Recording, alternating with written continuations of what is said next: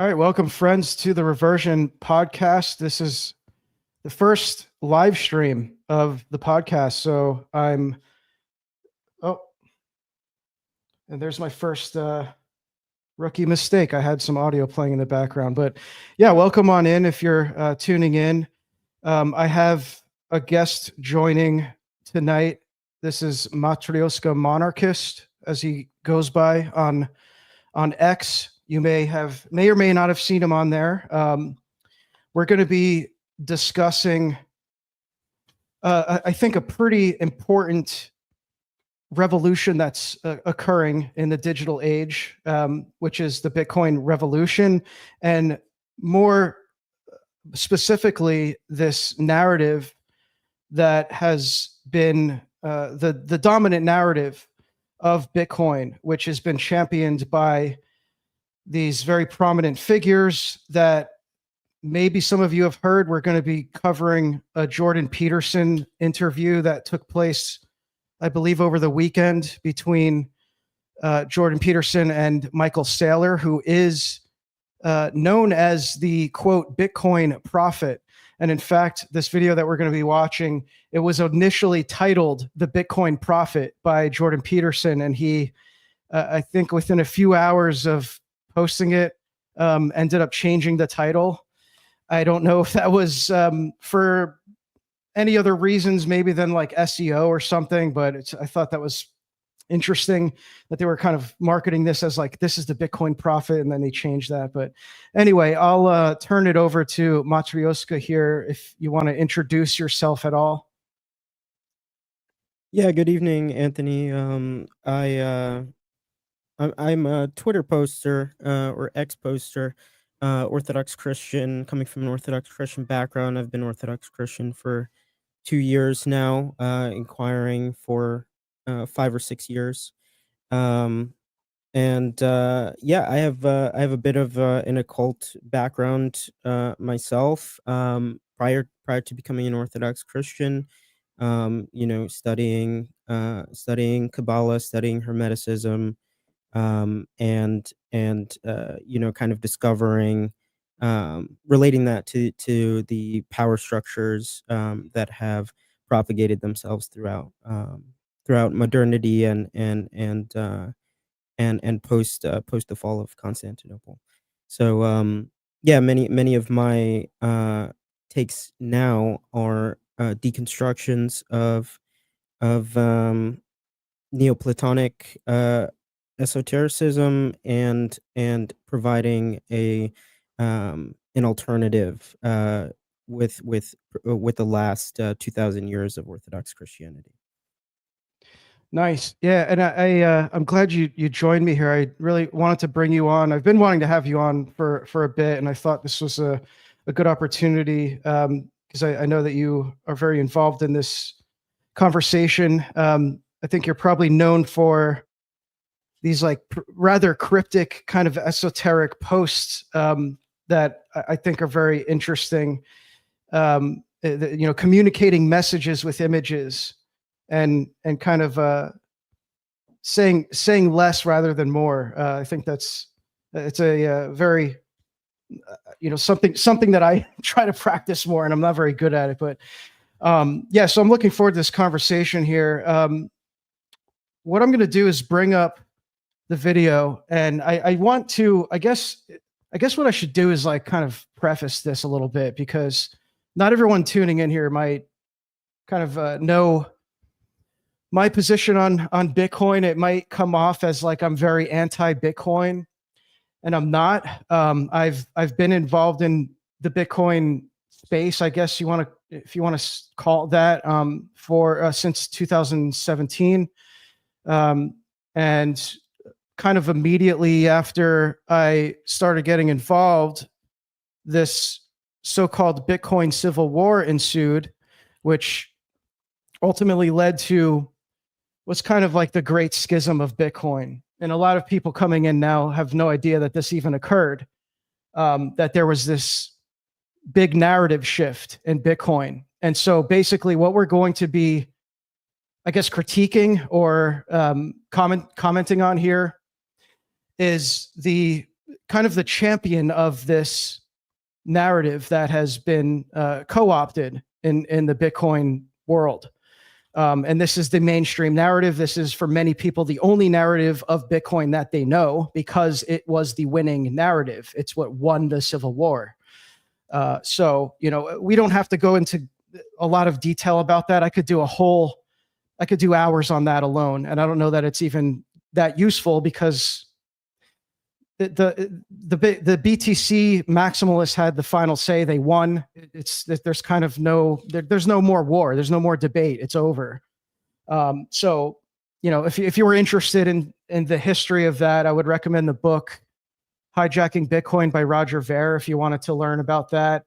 Basically, we're not really like talking about some kind of conspiracy theory here. Like you'll hear a lot of the boomer conspiracies talk about how the CIA created Bitcoin. We're not saying anything like that. Although there was more of an internal takeover that happened with the development team. So Blockstream is the company that does the development of Bitcoin Core. And so there's definitely some very sus and questionable activity and connections with Blockstream that I don't know that that's totally relevant to this discussion, but I just wanted to preface things here that, where we're coming from. We're not like these, anti-Bitcoin people. So we're just looking at this as a religious narrative. And so with that said, let me pull up this video here. Just give me 1 sec. I got to mute my Discord so we don't get these annoying sounds here. Okay. So let me pull up the video.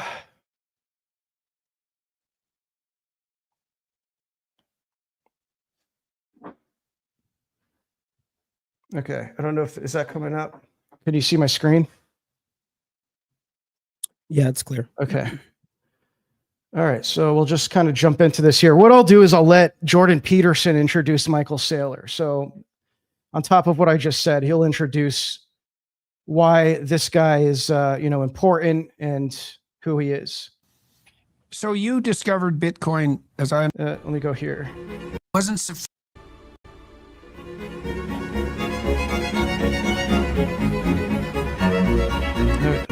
Started a number of successful companies, successful by almost every standard. It wasn't sufficient to expand out the full scope of his ambition, and I would say that in the most positive sense. He became deeply interested in 2020 in Bitcoin, in consequence, and has been at the forefront of a revolution in finance. His company now owns 3% of the Bitcoin in circulation, and the successful company that he built with blood, sweat, and tears, let's say 10 years ago, has become a hyper-successful company in consequence.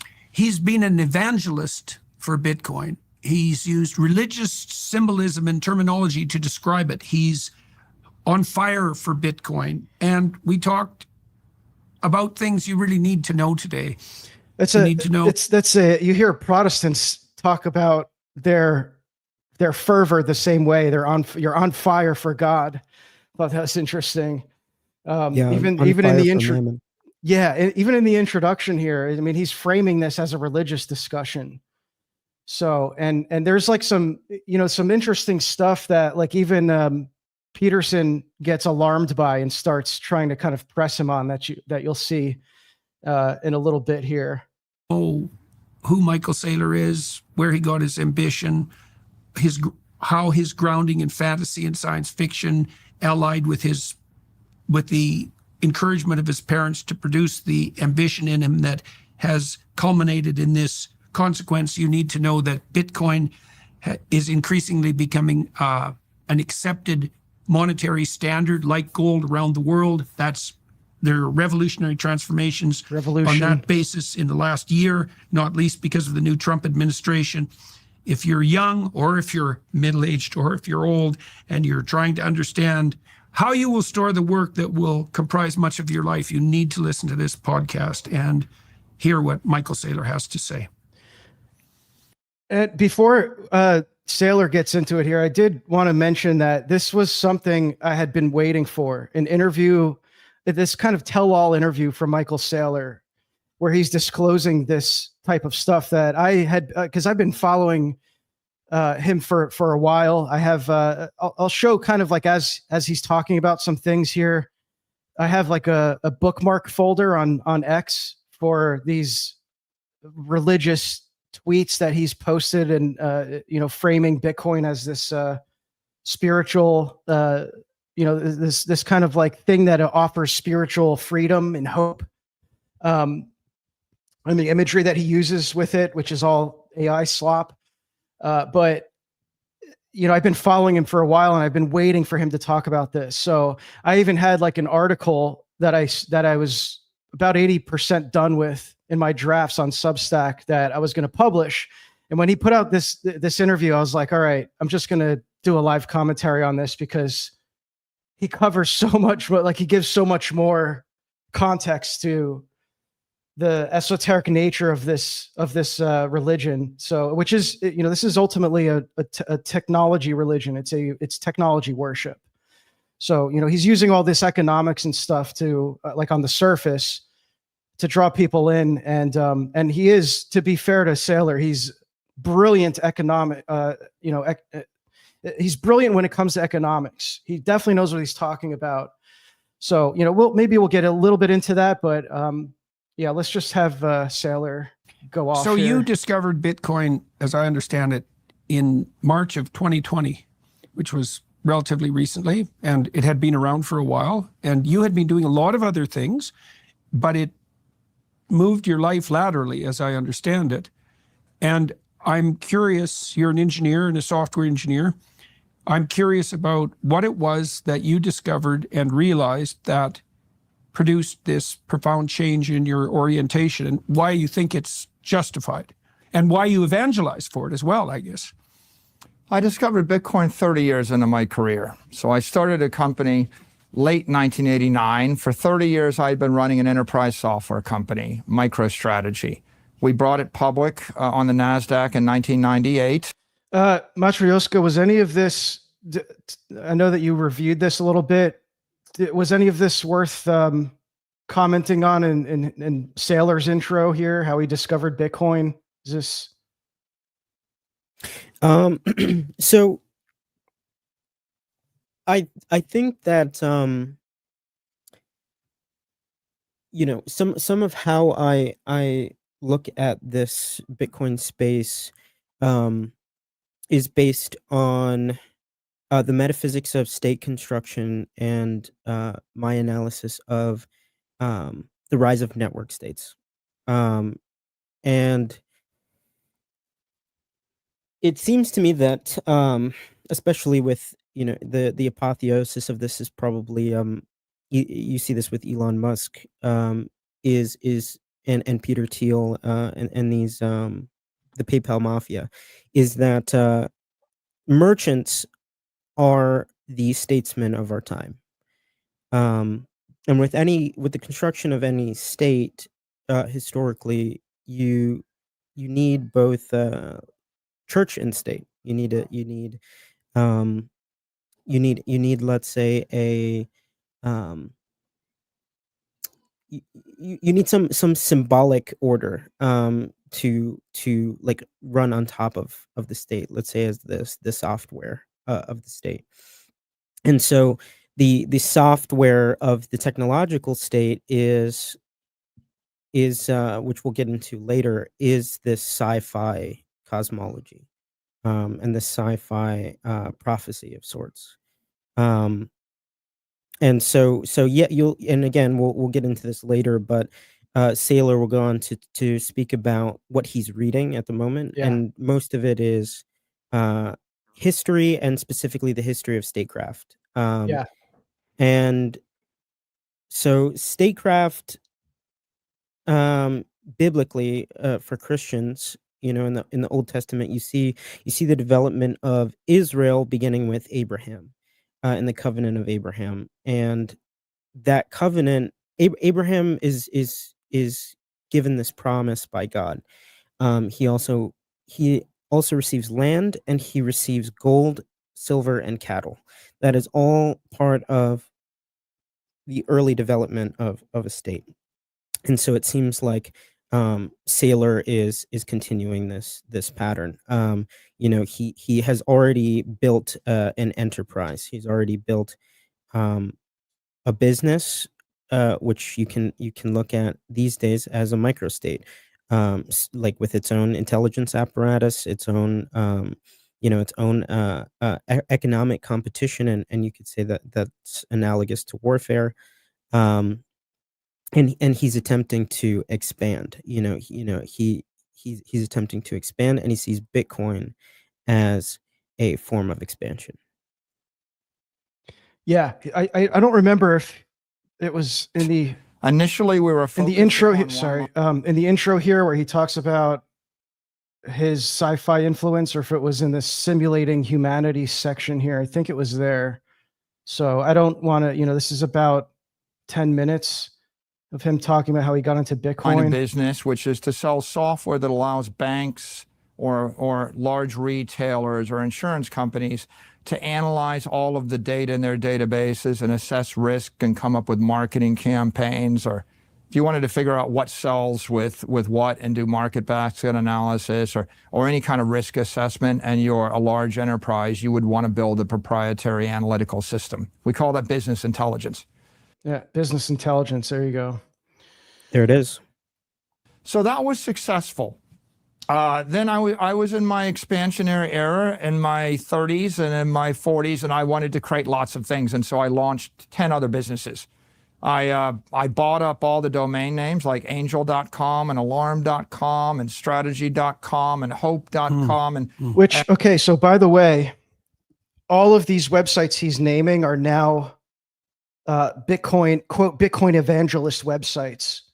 So if you go to hope.com, for example, Bitcoin is hope. Okay, here's this website. So he bought hope.com and turned it into a Bitcoin web. It's his website. It's all his content.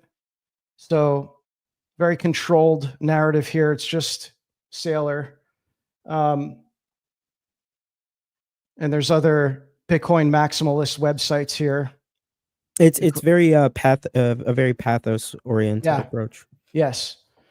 What was the other one? Strategy. So strategy.com, also Bitcoin maximalist website. I don't know exactly what. Okay, so selling merch. I mean, it's like he can't be making that much money off this. Just Bitcoin merch. This guy's a multi-millionaire, if not he's a billionaire actually. He's a billionaire from Bitcoin, and it's like he's selling merch. I don't know what's going on with that, but yeah, he basically bought these domains and turned them into Bitcoin evangelist websites. What was the other one? Angel.com. I think that ended up being sold to the Angel. It's like some kind of prot evangelical TV network, I think, or production company, something like that. Yeah. But why Angel? Like, so he's going to get into like why he's interested in these certain words, which is very interesting. Naming is important. In like state expansion, like I was speaking about earlier. You are that's part of the territorializing a space. When you colonize a territory, you tend to rename it or give it a name that signifies your territorialization of the space. Yeah, sorry, I just realized I was not sharing. I'm apparently only sharing this one tab, so you guys didn't see those websites.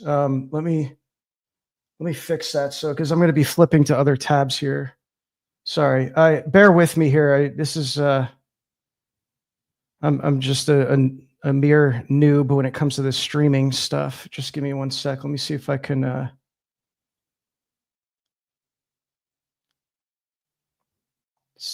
Okay, 1 sec. Okay, present. Okay, let's do this. Okay, there we go. We're going to get Inception for a sec here. Okay. So yeah, I was just showing hope.com here. So this is what I was just commenting on earlier. You can see this is hope.com. Bitcoin is hope. Strategy.com is a merch, Bitcoin merch store. So why is a multi-billionaire selling merch? So yeah, anyway, let's get back to the video here.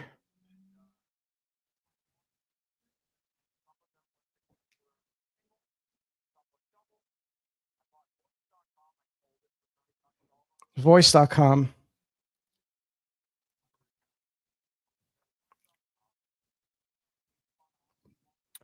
The sound on my end is low. What's that? The audio on my end is low. Oh, yeah, I'll make it louder on the video. Is that good? Can you hear it? It's still low. Huh. I'm not sure. All right. I can hear you clearly, but the video is not coming through. Okay, I messed up something. All right. I'll go back to how it was.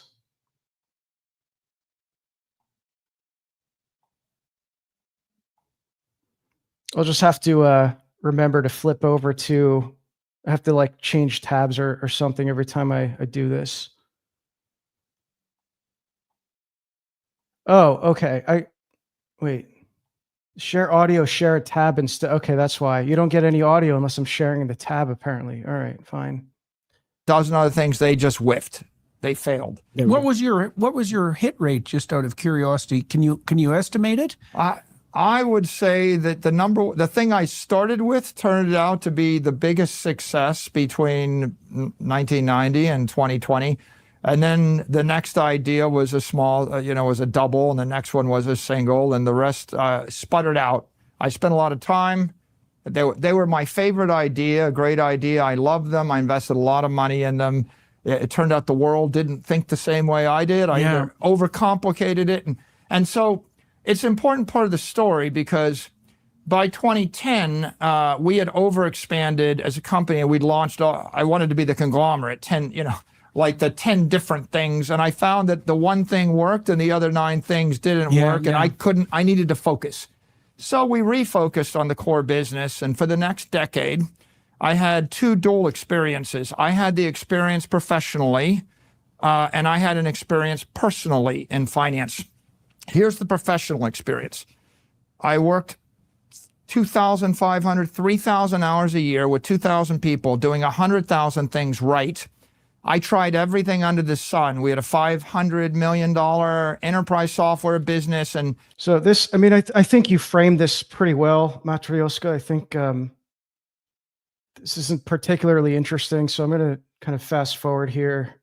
When they're teenage, distribution goes out of control. That's what it looks like to me. There's like one person occupies each niche, or one company, because everything's connected. There's no micro markets anymore. These all became dominant digital monopolies, and they became dominant because Apple could ship a new feature to the iPhone over the weekend to 1 billion people for the cost of the electricity. And before Apple, basically, I'll kind of just summarize from my memory. I watched this once last night, and I think what he's saying is, like, he was particularly drawn to investments that people think you're crazy for being bullish on, essentially. And so he's using Apple as an example. He talks about Amazon, how 20 years ago, if you invested a bunch of money into Amazon, people would have thought you were crazy because it was just like some online bookstore. So that's kind of how he's framing this, is like these really high risk, I guess, high reward opportunities. And these companies he's describing are the equivalent of something like virtual continents in the digital landscape, something like that. And there are these like micro states or virtual states that exist, within that ecosystem. And he wants, he's investing in these like continental monopolies, as he calls them. but he wants to construct a piece of real estate like that. Yeah, and that's why he was so drawn to investing in domain names. Domains Exactly. are like digital real estate. Those were kind of in the early days of the internet. That was your digital real estate. That was how you actually owned kind of like a piece of digital property. So Exactly. yeah, the you can see how, like, if you're really into flipping domain names, you can see how it's like a natural inevitability to be drawn to Bitcoin. Polaroid or fill in the blank would have to create a new device. It would take a year, and then they would have to sell it, and it would take another year, and there's a variable cost to it. So when the functionality becomes software, there's a 99% gross margin, and you can give it to 100 million, a billion. Yeah. Right? Apple could do Apple Music and give it to a billion Why IP people. ownership matters. Right, and so they dominated the rails, and they had these. I used to say Apple's going to be the most valuable company in the world because it's the most valuable company in the world because it's the first time one company could deliver a feature to a billion people overnight. That, we never had that 30 years. Which, by the way, I just commented on this last night because there was a recent, I don't remember what the Apple annual conference is called, where they announce all of these, new updates and features, but they premiered a new digital wallet integration in the Apple Wallet for digital IDs. And I mentioned that it's like, this is an update that's just going to be rolled out to billions of iPhone users. And you can't, like, the thing with Apple is, like, you can't actually roll back an update. You can't be like, I don't want this update, I'm going back to the previous one. So it's just, once you opt in for that update, that's it. So that's you can see how this stuff is just going to be automatically, like, you have, I think it's something like, what's the percentage of smartphone users that own an iPhone? It's something like 30-40% of the world or something like that. So it's like, Yeah. you can just see how a massive chunk of the population will just acquire these new features without, even asking for them or opting in for them. Same with AI, there's like this Apple AI. I know you can, like, turn it off or whatever, but you can never really turn anything off in this proprietary software. Ago or 40 years ago. So there are all these natural monopolies that built, and at some point, Microsoft dominated, business software, and Facebook. How did you see that early? I mean, the companies you listed off, that was pretty good. That was a pretty good hit list. And like you said, you worked yourself half to death, but all the money that you made, or the majority of the money you made, was actually a consequence of an hour a month in investment strategy. But like what? And this is germane to the Bitcoin question, because one of the things you're doing is setting up the circumstance. You saw the direction the digital world was going. You bet money on it, which is actually an indication of commitment to it. And the bets that you made paid off. And they paid off in some ways more than your hard work on the business front. You got to roll back to, first grade. My parents told me they'd give me a dime for every book I read, and I had a comic book addiction. So one summer I read 100 books and won some reading competition. I started reading in first grade, and that led me to a love of science fiction and fantasy, especially science fiction. And I read the big three, Heinlein, Clarke, and Asimov. And my entire generation, Elon Musk, Jeff Bezos, a lot of us were influenced by that. Right. And so real quick, I wanted to comment on, you mentioned Elon Musk's influence from Heinlein, and this is most notable in Grok. Grok is from the book Stranger in a Strange Land by Robert Heinlein. And it's very transhumanist. It involves knowing something so deeply that it becomes part of you. The book is about, I actually haven't read the book, but I did some, kind of reading of what it's about. And it's something with, like, Martians. I think it takes place on Mars. And so in this Martian language, this is where the word grok comes from, or grokking. So when you're grokking, I think in the book, it's like a water, like the Martians are grokking water. And what does water do when you consume it? It becomes part of your body. And so that's what the transhumanist view as of AI is. It's like actually acquiring this information to the point where it becomes part of you. You become this like information entity. And so that's very strong influence in Musk. You know, he's quoted, I think was it Isaac Asimov? It was one of the big three who has that famous quote that the difference between magic and science is indiscernible, something like that. I don't know if I'm getting that quote right, but that's the essence of it. So yeah, I mean, these guys, this isn't really like a mystery, a conspiracy or anything. It's there's the huge correlation between sci-fi and these big tech innovators. This is their religion. Their default religion is sci-fi. So the quote that you mentioned, it's from Arthur C. Clarke. He says any sufficiently advanced technology is indistinguishable from magic, which kind of relates to the kind of a conversation that Saylor and Peterson will be having later. About the relationship between sci-fi and fantasy. Right. They're analogous to each other in a lot of ways. There is a difference in paradigm, as they'll call it, but they're definitely analogous. And ultimately, to go back to the kind of overall theme of statecraft that I noted from this interview.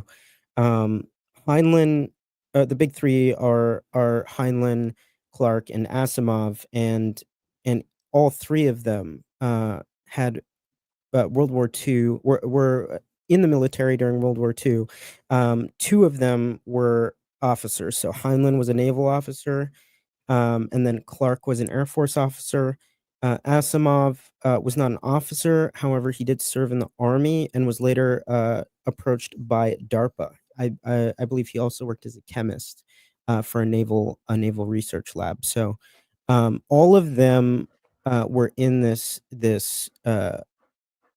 military industrial, this MIC or military industrial complex milieu, where you have this mixture of cutting edge technological development due to the, let's say, selection process, the technological selection processes of warfare, and you also have this Masonic history in the military industrial complex as well, and I couldn't find any concrete evidence that Heinlein or Clarke were Masons. However, it does seem like Asimov was a confirmed Mason, and Heinlein has a website with Masonic quotes. And let's see what website that is. That website is at the Grand Lodge of British Columbia and Yukon, freemasonry.bca.ca. With a list of Masonic references in Heinlein. Freemasonry. Can you just repeat that? I'll plug it in here. Yeah, it's Masonic references in the writings of Robert Heinlein. I can send it to you. That is from the Grand Lodge of British Columbia and Yukon. Yeah, here it is. Oh, Shriners, huh? He references Shriners. Oh, interesting. Yeah, I mean, the thing is, like, a lot of it's not always like they just tell you that they're Freemasons. It's usually not that. Like, you kind of have to deduce that from knowing Masonic references and symbology. And I think if somebody kind of mentions it enough or gives enough indicators that it's safe to deduce that they were, especially from that time. Yeah, worshipful master. Okay, another Masonic reference there. I mean, you could at least assume he was keen to this kind of language. Again, I think it's probably safer to assume that they were just Freemasons. It doesn't mean that they were 33rd degree or something, but okay, Freemasons Yeah. speak of the Grand Architect. Yeah, that's interesting. And at the very least, most of these sci-fi authors too, right? They're also inspired by other sci-fi authors. There's something with the Freemasonic references that can also be post-Masonic, let's say, just existing within a Freemasonic culture, where there's an open air temple. Let's say there's an open the temple becomes open air, and you no longer need an incarnate initiation into the cosmology. Yeah, and I wanted to go over some of this too. This is like really key to understanding this. Like, I mean, these guys. This isn't just Michael Saylor. These guys have a massive influence on the advancement of technology by the technocrats. They all these are kind of like their saints. So here's Isaac Asimov. And I got these all from Wikipedia, by the way, and some of it was from David McCowan's book,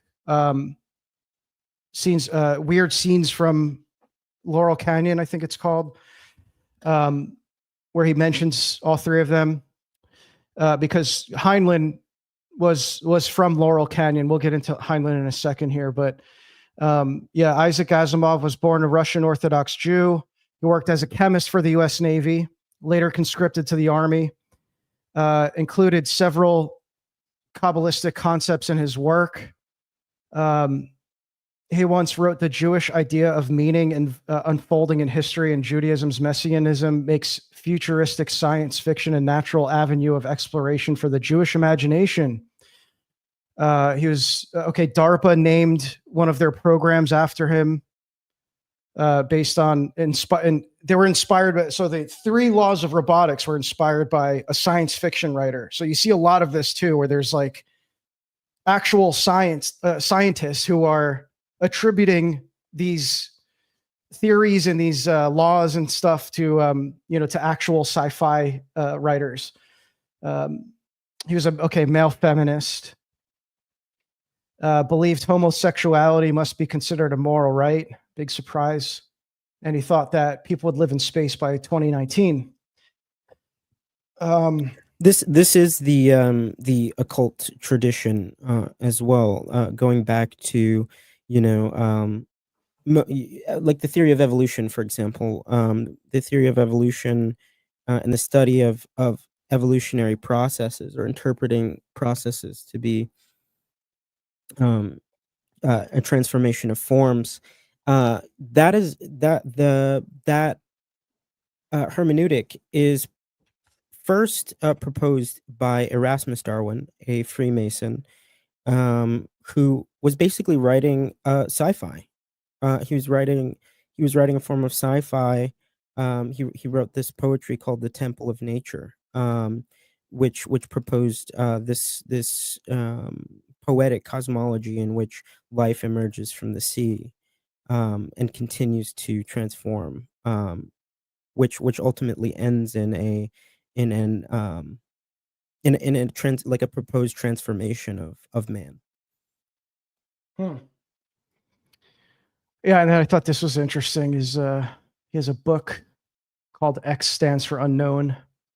So again, Elon is very inspired by these guys. So you can only kind of imagine the connection there. Arthur C. Clarke. So this guy's pretty interesting. Another military, former high-ranking military officer, a former Royal Air Force officer, who insisted that his dog tags be marked pantheist. Famously said, there's the quote we were mentioning earlier: "Any sufficiently advanced technology is indistinguishable from magic." He invented the TV satellite. Later became commander of the Order of the British Army, I think. served as a commentator on the CBS News broadcast of Apollo 11 moon landing. Interesting. Why do they have a sci-fi author commenting on the moon landing? Popularized the concept of space travel in his book, Interplanetary Flight. Okay, so space travel itself, inspired by these sci-fi writers. And Father Seraphim Rose talks about this too, in both the Orthodox Survival Course and I think in more detail in Orthodoxy and the Religion of the Future. He does a big section on science fiction, and I think even these writers he was talking about. So this is the interesting thing about Arthur C. Clarke. He was held in such high esteem by the Sri Lanka government that when Heinlein came to visit, the Air Force provided a helicopter to take them around the country. And he also wrote 3001 Space Odyssey, which is super demonic. It's about an ancient AI that creates humanity. And then Childhood End, which Father Seraphim Rose also wrote about this one. And I think Father Spirit and Bailey in the UFO Deception mentions this, about how this book is about how Satan comes to Earth as an alien. He was also an alleged PDF file who would hang out at Crowley's Abbey of Thelma. So he was probably, I think, the most sus of all these guys. And then Heinlein, that I mentioned earlier, he helped create the theoretical basis for the Manson family. That's from McGowan's book. And this is also covered in McGowan's book, how he was a resident of Laurel Canyon, which was a hotbed of CIA covert ops during the hippie era. And he lived on Lookout Mountain, where the DOD had this big movie studio that's still there to this day. I think Jared Leto owns it now. And they produced all the nuclear test footage propaganda there in the 60s. He was also a chemist for the US Navy. So again, you see the Navy military connection. So Asimov in the Navy, Clarke was Air Force. Clarke's exploration of space, his 1951 novel was used by Wernher von Braun to convince President John F. Kennedy to construct a moon program. Wow.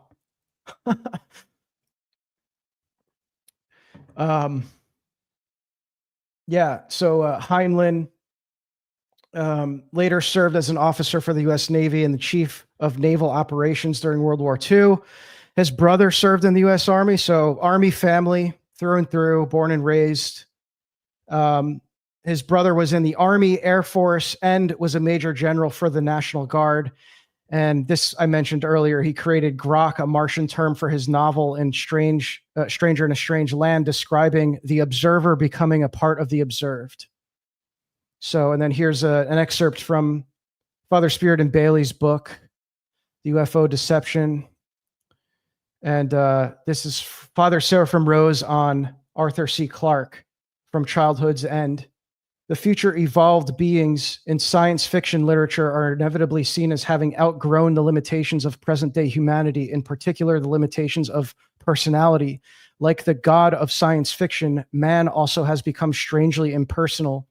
In Arthur C. Clarke's Childhood End, the new race of humans has the appearance of children, but faces devoid of personality. They are about to be guided into yet higher evolutionary transformations on the way to becoming absorbed in the impersonal overmind. In general, the literature of science fiction, in direct contrast to Christianity, but exactly in accordance with some schools of Eastern thought, sees evolutionary advancement and spirituality in terms of increased personality. So, all right, let's that kind of gives you some context here to why Saylor's fascinated with these big three and why he's naming them as his primary influences. Actually, sorry, let me switch back so you guys can hear the audio. There's a lot. There's kind of a lot to cover here. I figured this would take a while, but it gets really interesting towards the second half. He gets more into the religious stuff. So Yeah, I was reading 10 a week when I was, well, in grade 3 and 4. My neighbor across the street had a wall of science fiction, and he let me come in once a week and take, as many books as I wanted. And this time I was reading exactly the same crew that you described. I liked Ray Bradbury too.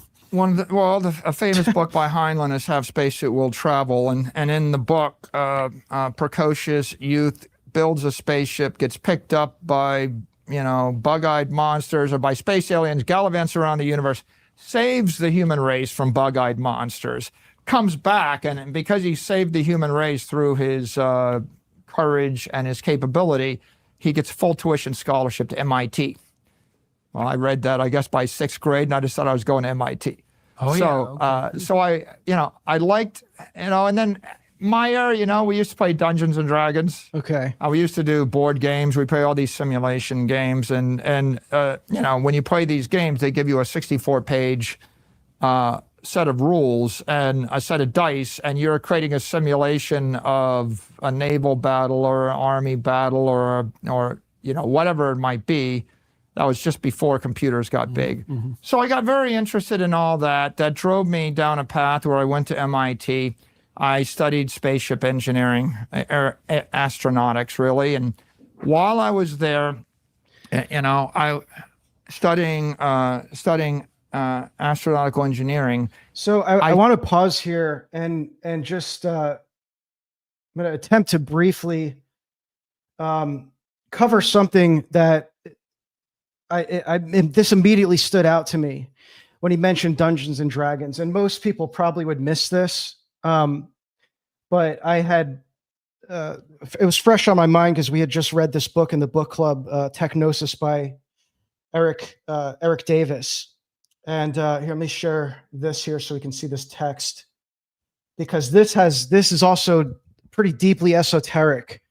In the early days of computers and gaming and computer games, they were called MUDs, MUDs, which stands for multi-user dungeon.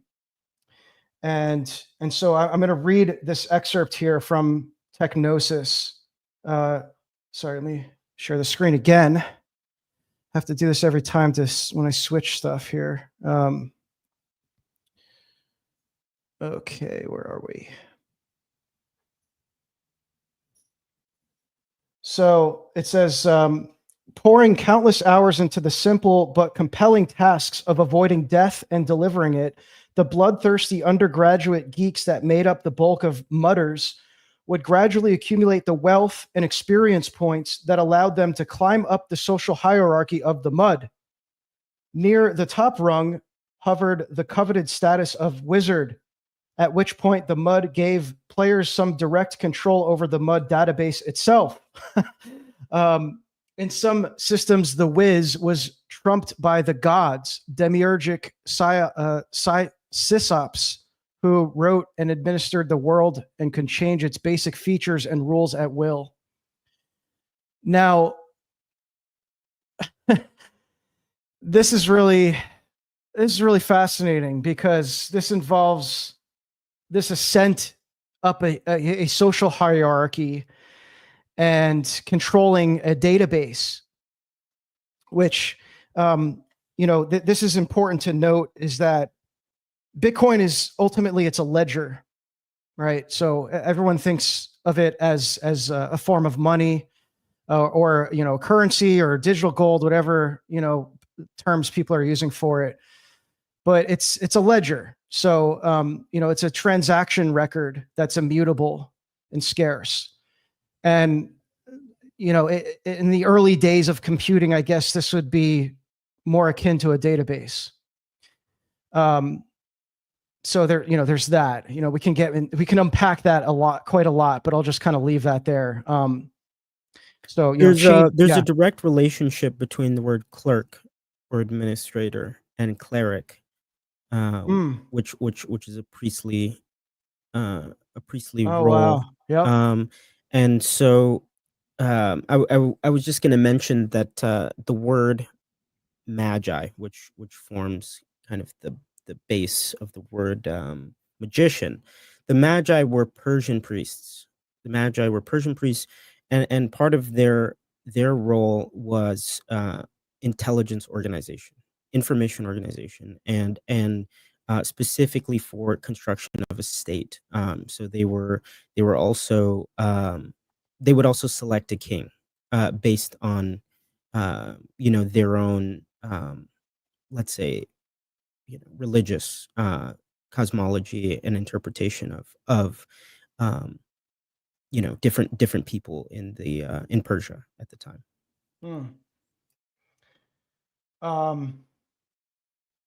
And this is interesting here too. Literalizing the medieval perception that the world is a book, these so-called theme muds redeployed the characters, social conditions, and geographies of genre fiction into an interactive virtual milieu. As with the cosmologies that once saturated pre-modern societies from end to end, theme muds allowed role players to express their individual creativity within the framework of a shared mythos. So, and then later here, it gets into the language and invocations of these multi-user dungeons or multi-user, what is it, domains? Yeah, multi-user dungeons or whatever. The commands you type into a computer are a kind of speech that doesn't so much communicate as make things happen directly and inelucidably. Or as one pagan mutter told the author, if you regard magic in the literal sense of influencing the universe according to the will of the magician, then simply being on the mud is magic. And so you'll hear very soon, you'll hear Sailor get into some of this, what we just referenced here, the language and the invocation and magic of language, of these words that he's kind of obsessed with. So let's switch back over to the video here. I stumbled across another course at the School of Management there called System Dynamics, and I became fascinated with that. It was the computer simulation of human behavior. So people were building. Who are the big names in system dynamics? Jay Forrester founded the school, and the idea was build a computer simulation that shows what happens if you change the dynamics of a traffic system in a city.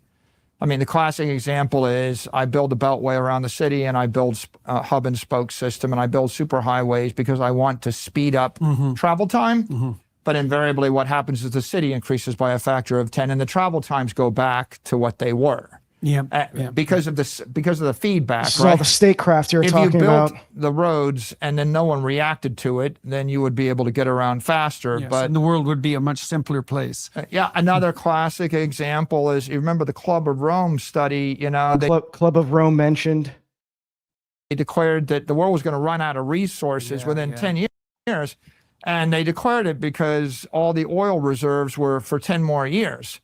But if you thought about it, you would realize that an oil company only has an incentive to identify 10 years worth of reserves, and everything after that's a diminishing return. So we always have 10 years worth of reserves. And so it's a time horizon issue, not a resource issue. If you see the world as a dynamic, nonlinear feedback system, and you consider the human behavior or the reaction to what you do, then you're much more sophisticated and you start to realize the simplistic linear models don't work. And you have to consider human behavior and economics and I know you have some comments on this, Matryoshka. Yeah. So system science, that the history of system science is a form of military history. And I think you can go back and look at the Macy conferences, which were these conferences that had a lot of sus individuals involved. Jay Forster was one of those individuals, and so all of these, the Macy conferences were a collection of scientists that were studying systems theory and cybernetics theory, which it's the science that comes out of World War II and the study of technological feedback loops and systems for control. Norbert Wiener is let's say the father of this study, but the Macy conferences kind of expanded into a field. Urban planning and business planning, and so I studied that. I did my thesis in it. I started building computer simulations. I learned from the computer scientist in the School of Management. I got very fascinated in the school. Got very interested in politics, philosophy, economics. I ended up taking another degree in the history of science. And as I studied, Where did you take that? At MIT. It was at MIT too. So at the same when were time, you there? 1983 to 1987. And when I was there, I was also an Air Force cadet. The Air Force paid for my education to go through MIT. I was very fortunate in that regard. And keep in mind, he wanted to go to MIT because that was in the Arthur C. Clarke book that he was, or was it the Heinlein book that he was really into. So, and he says later that, or maybe he says here that there's like a university he wanted to go to, or a program he wanted to study, but the Air Force wouldn't, or was he Air Force or Navy? I forgot. They wouldn't allow him to study that. So yeah, Air Force. This is all just backstory, but I had the background as a cadet and a commissioned officer in the Air Force. I grew up on Air Force bases my entire life. My father was career non-commissioned officer. So this is the same thing. The same pattern you see with these big three sci-fi writers, and a lot of so if you've read McCowan's book, this is like the recurring theme that you see in all of these, like these kind of astroturfed figures that influence the hippie psyop. They were all from military families, born, either raised on military bases or in very close proximity. Frank Zappa was one constantly recurring figure because he was very interconnected and lived in very close proximity and had family that worked at a nuclear test facility or something like that. So I lived on military bases. Moved a lot. So I saw the world. And that's not, by the way, that's not to say that like, oh, that's like a red flag if you're military, you're involved in some psyops by default, but it's just at the very least an interesting recurring thing that you see with these influential cultural figures. I suppose it's like that does become a red flag in that context. I think. The science fiction background. I had the Dungeons and Dragons. Yeah. Just to return to that point about the Macy conferences, they so many attendees at the Macy conferences were also MIT, MIT related. Huh. The connection between MIT, the Air Force, and the Macy conferences, they were all connected, and part of what the Macy conferences was disseminating military research, basically, kind of like a trickle down intelligence, or a trickle down R&D. Yeah, like at a certain point, it becomes harder to prove that it's mere coincidence than it is, significant connection. Dragons, the fantasy background. I got very interested in the history of science. That's all about paradigm shift.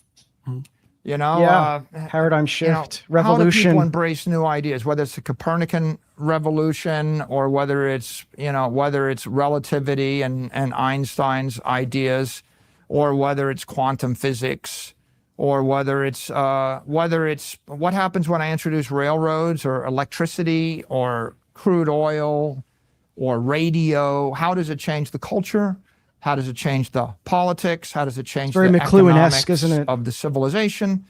So that was my academic background. So I always was fascinated.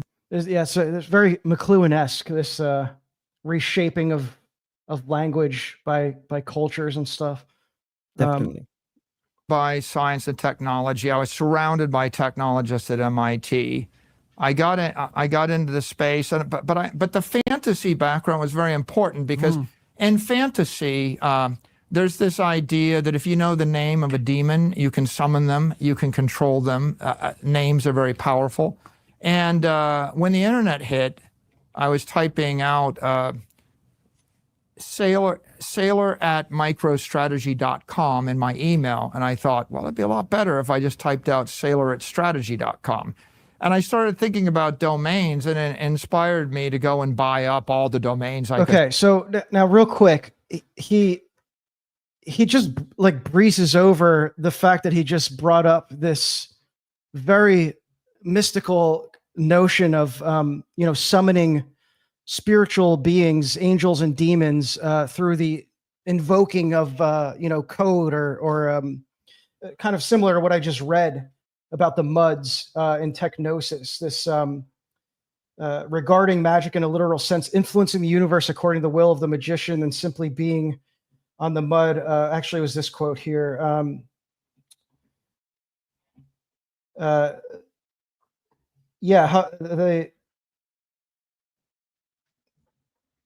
In some systems, the whiz was trumped by the gods, demiurgic sysops who wrote and administered the world and could change its basic features and rules at will.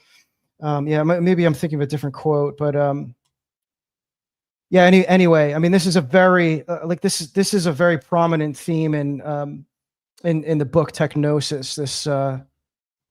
This notion of like summoning and channeling spirits with code, and actually it was I'm blanking on his name. I'm so bad with names. The LSD guy, Timothy Leary, in the 90s, who wrote in an article, it was titled, I bring this up pretty often. My listeners are used to me bringing this up, but it's fascinating how, Timothy Leary saw this in the 90s, drew this parallel between the alchemists and he was talking about cypherpunks, which were like the hackers of the 90s, which was what Bitcoin was born from. It was born from cypherpunk coders, and so he draws this parallel to alchemy. He calls like the cypherpunks these like digital shamans, these alchemists of the digital age. And you'll see Sailor soon talk about magic mirrors and how the internet or the screen is like a magic mirror. This is from Leary as well in that same essay. I don't know that Sailor's getting it from that, but that idea is there. It was very kind of known, I guess. But he talks about like the channeling of like how there's this word daemons in programming. It's like running like a compiler is like a daemon, so it's like it's actually spelled demon, but there's a deeply what I'd say is a hauntological kind of spirit to this whole interview, meaning I don't even know, if you can't make a clear primary source identification of someone as a member of a secret society, for example. I don't know if that is, if that matters as much as the like I was saying, there is an open air temple initiation to these to this cosmology, this cosmology of theurgy, really, which is kind of what we're talking about with invocation and naming and lesser word magic, and that like we already kind of went through how that proliferates in military circles, and then and like I was saying, the Macy conferences are a great example of military, let's say military culture being disseminated back into the civilian world, typically through like this you know, public private connection of military R&D and medical or university connection. Yeah. So yeah, there's a lot here. Let's try to. We'll just continue here. I mean, this was like kind of there's this part, and then what I'll do is kind of skip over. Like he gets into economics, and like I said, he's not wrong about economics. He's very, this is why he's got such a huge following, such a devout following. He is pretty spot on when it comes to economics. But it's the framing of this narrative, this as he calls Bitcoin ideology, that we're interested in here. So I'm going to skip over. Well, maybe we'll have some comments on the economics part, but I don't think it's that relevant to this discussion. So this was the big chunk I wanted to get through. It's about 10 minutes here. And then he talks later on about, this section here, if God designed a perfect currency, where he kind of goes more into his, like this is where he gets into more of the quote Bitcoin ideology. But I think coming up here is what I really want to dig into. So I bought Hope, how would you like to own Hope? Like the nice thing about owning Hope That was when? What year was that? Between 94 and 98. Right, so pretty early. Pretty early on. And so I thought, how many domain names do you think you bought? I bought a bunch, but I bought about 30 of the classics. My idea was the most valuable thing in the is a constructive word in the English language that has a positive connotation that everyone understands, everybody can spell. So I bought Emma. I bought Michael, my own Michael.com. I bought Mike.com. I bought Hope. I bought Voice. I bought Angel. I bought Alarm. I bought Speaker. How did you pick the words? I mean, you laid out some of the criteria. I bought every good word that I could buy. It was a digital real estate gold rush. Right. If you would sell it to me, I would buy it. I figured, what did I think? I think if 1 billion people learn to speak English, I'll give you an example. 1 billion people learn to speak English. How many of them know how to spell strategy? How many of them have a positive impression of strategy? Now, Now I name my company MicroStrategy. Let me tell you, for 30 years, half our customers mispronounced it, microstrategies. Like when you pick a word that's not in the English language, if you teach it to 3rd graders or 6th graders, the education system is burning the word. What does hope mean to you, right? That's different than naming a company Celebrelix. Celebrelix is not a word we can spell, and it's not. I mean, he's right about that. I mean, I have nothing to contribute to that. I mean, that's true from a business perspective, but I think that there's also an esoteric layer to that as well. With the power of language, this name. Like again, keep in mind, why is he talking about domain names when the question was about why did you mention angels and demon summoning? And now he's talking about domain names. Like that's what I'm more interested in here. So that like the fact that he's talking about this after he mentioned the invoking of angels and demons is pretty telling. But I'll just continue be able here. To buy words, which is essentially what buying happened. words, and it happened in the internet era. Yeah, right. Now, if we go to mobile, my fascination was this idea that if software goes from the back office to the desk to my pocket, it goes from solid state to liquid state to vapor state. It's all around me. What happens when I can talk to it? What happens when it can talk back to me? Well, now you have to have an imagination. Science fiction, it's valuable because it says if you learn science and engineering, you can figure out like what's the optimal way to get to Mars from the U.S. You start to understand gravity wells. You start to understand physics. That's very important for one part of the story. But the other part of the story is fantasy. I'm creating something in cyberspace. I'm an engineer, and I can imagine throwing a baseball in orbit, and if I throw it fast enough, it stays in orbit, and if I throw it harder, it breaks Earth's gravity field and orbits the sun. And if I throw it harder, it breaks the sun's gravitational field and it spins off into, Milky Way. Well, that's what science fiction or engineering teaches you. Fantasy teaches you I can throw the baseball and will it to be a flock of seagulls that land on my head and turn into a pot of gold. Because so those are little paradigm revolutions. They're both fantasy, by the way. Right, because they're frame breaking. The significance is in the hardware world, you're subject to thermodynamics and physics, and you better know it. But in cyberspace, you could imagine you're not subject to thermodynamics and physics. So you could imagine. I look at mirror, mirror on the wall, who's the fairest of them all, right? And Snow White gave you the answer, right? Because, when that happens in a fairy tale, the mirror talks back to you, it comes to life, and eventually we got to, Zoom and video, and pretty soon your iPad became a magic mirror, and pretty soon you could talk to, a relative of yours 8,000 miles away, and that was pretty magical. But then when you put the AI behind it and the AI generates an AI image, you're not talking to a person, you're talking to an angel or a demon. So,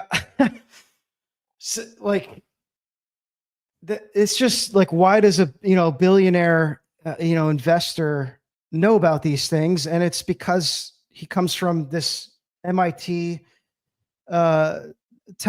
technology, like engineering space where all these ideas are kind of cross-pollinating with sci-fi and the occult, because sci-fi derives from the occult. So it just very interesting usage of that. Like, this is the second time he brought it up, and Peterson's going to question him here. So let's hear his response. Right. And so now, if you want to design that stuff, if you want to design magic software. Why those words? An angel or a demon? Yeah. Yeah, because you see, one of the things I wanted to and he throws his hands up. I don't know. Like, so now he's kind of like, he's this is like he's trying to not say as much, like he kind of revealed too much. I think this is how I'm interpreting this. It's like he wasn't expecting to get a question on that. Maybe, I don't know. For the fact that even Jordan Peterson was like, bro, what are you talking about? Angels and demons. And he doesn't really address it either. He just throws his hands up and smiles. So it's like, where's he getting this from? Right. I don't know. You have any comments on that? Yeah. I mean, I think it's important to remember that D&D, which is where a lot of this language comes from, because sci-fi is very passive, right? You're reading a mythology, or you're reading a cosmology, a world. Whereas D&D or a tabletop game similar to that, or a video game similar to that, is much more interactive. And those types of games, I mean, I would say that all board games and tabletop games have a historical root in war games. So with chess, of course, that's like the most obvious form of early war game. But D&D comes from a war game called Chainmail. And you see kind of, let's say, mutations on that form of tabletop role-playing game in, DARPA, RAND Corporation, Air Force wargaming, and really that's what's, all of that has its own equivalent representation in the entrepreneurial world. And just like there's an equivalent to intelligence, there's an equivalent to wargaming and a tabletop view of the world. Yeah, that's good context to have here. talk to you Let's- about today was the use of I see imagery. he's smirking. Your use of imagery in your Okay, so tweets that and now your this use this of yeah. now okay, so he throws his hand. So he's like, I just want to recap here. He's questioned about why are you talking about magic mirrors and summoning angels and communicating with angels and demons? And he throws his hands up and smirks it off, right? And now Peterson, he's reminded of the visuals that Saylor uses. This is what I really wanted to get into here.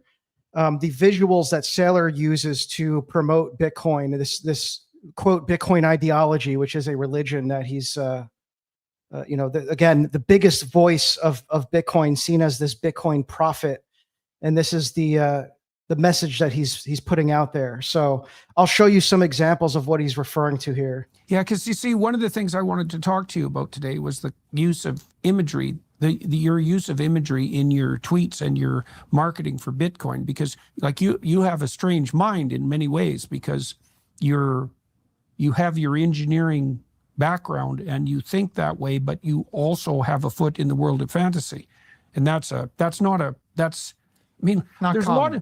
there's lots of engineers that are sort of possessed by the world of fantasy. You know, they live in a Star Wars ethos, right? And many of them He's had not wrong their about that. philosophy shaped by the science fiction that they read when they were in their early adolescence. And that really produced the religious and fantasy substrate of their thought. But there's not a lot of examination of that. But you thought about fantasy by all appearances. We need Peterson to read Orthodoxy and the Religion of the Future. I don't know that it would have some kind of impact on him. I would hope so, but As far as I know, he's surrounded by the Orthodox, specifically. oh right, Peugeot. yeah, Peugeot, So, yeah. I'm sure he's if been anyone could do recommended it. I know there was that. I know Tucker was given a copy of it by Father Peter Heers when he visited him. Yeah. All right, let me pull this up here because I want to show you guys some of the imagery that he's referring to here, which is pretty disturbing. Again, keep in mind this is the voice, the high priest of Bitcoin, as it's as perceived by the maximalist. Let me share the window here. Okay, so this is what we're looking at. Okay, so this is, again, I've been bookmarking these, so I have like a whole bookmark folder of these references. So this is last year. Expand Your Universe. It's this like really transhumanist AI image here, and I want you to take note of the account he's posting this from, which is called Worship Bitcoin. Literally Worship Bitcoin, this is a small account. I mean, 6,000 followers. Why does Saylor even have, why is this account even on his radar? It's called Worship Bitcoin, and they just post these it's just all AI slop. Memes, I guess, memes and Bitcoin AI slop, right? Because there's no imagery for Bitcoin. Like Bitcoin is, it's code, right? So it's got its own iconography to depict this quote ideology, this religion, and it's all communicated through memes and AI slop. So here's an interesting one. Cave painting. So there's a lot of pretty religious imagery here, transhumanist stuff. Anyway, question is, why does he follow this account? The other one that he posts from, I don't know if he's still posting from these accounts, but the other one is, where are we here? Let me go to my bookmarks folder, Bitcoin religion here. Okay. Okay, here's another one. So that's from Worship Bitcoin. Bitcoin is enlightenment, right? He's in a Bitcoin church with a scribe here. So this is another one, Max Kaiser. This is another, quote, Bitcoin evangelist that's been around for a long time. And he's a member of the tribe and has all these really blasphemous takes on Bitcoin. He calls himself the high priest of Bitcoin. Um, he also says stuff like Bitcoin existed before Christ and all this really blasphemous stuff. But getting back to Saylor here, yeah, okay, here's another one of Max Kaiser. Max Kaiser is the high priest of Bitcoin. That's a quote from Michael Saylor, by the way. Michael Saylor coined that term for him. You don't change Bitcoin, Bitcoin changes you, right? Yeah, go ahead. Later in the interview, Saylor speaks about Bitcoin as a representation of natural law, and that has a history going back to John Locke. John Locke provides an epistemological justification for deism, and we're talking about Freemasonry a lot, and that Freemasonry, American Freemasonry, expanded in this deistic environment, and so we're kind of seeing the incarnation, I guess, of this worldview with the worship of natural law in the form of Bitcoin, and let's say the world, the reassertion of natural law above the supernatural, or God-given law, and to include the exception, and let's say the trust or faith that comes along with that, right? Bitcoin is often proposed as this trustless system, but you can also think of that as a faithless system, and so in some sense, it is the void of faithlessness in the system that is being filled with the faith of these Bitcoin maxis. Yeah, and I know you're kind of running out of time here. I had also queued up. There's just, maybe we'll have to like do a part 2 to this, because there's this other documentary that it's called God Bless Bitcoin. I have it queued up here, and this is where it gets really Michael Saylor's in this. They've got all the big names here. We got this guy too. There's a rabbi. So they've got like, all these voices in these world religions, a Muslim, a Jew, a Christian, I think a Catholic priest, a Hindu guy. And it's very ecumenist. It's very like, this is what's going to unite the world.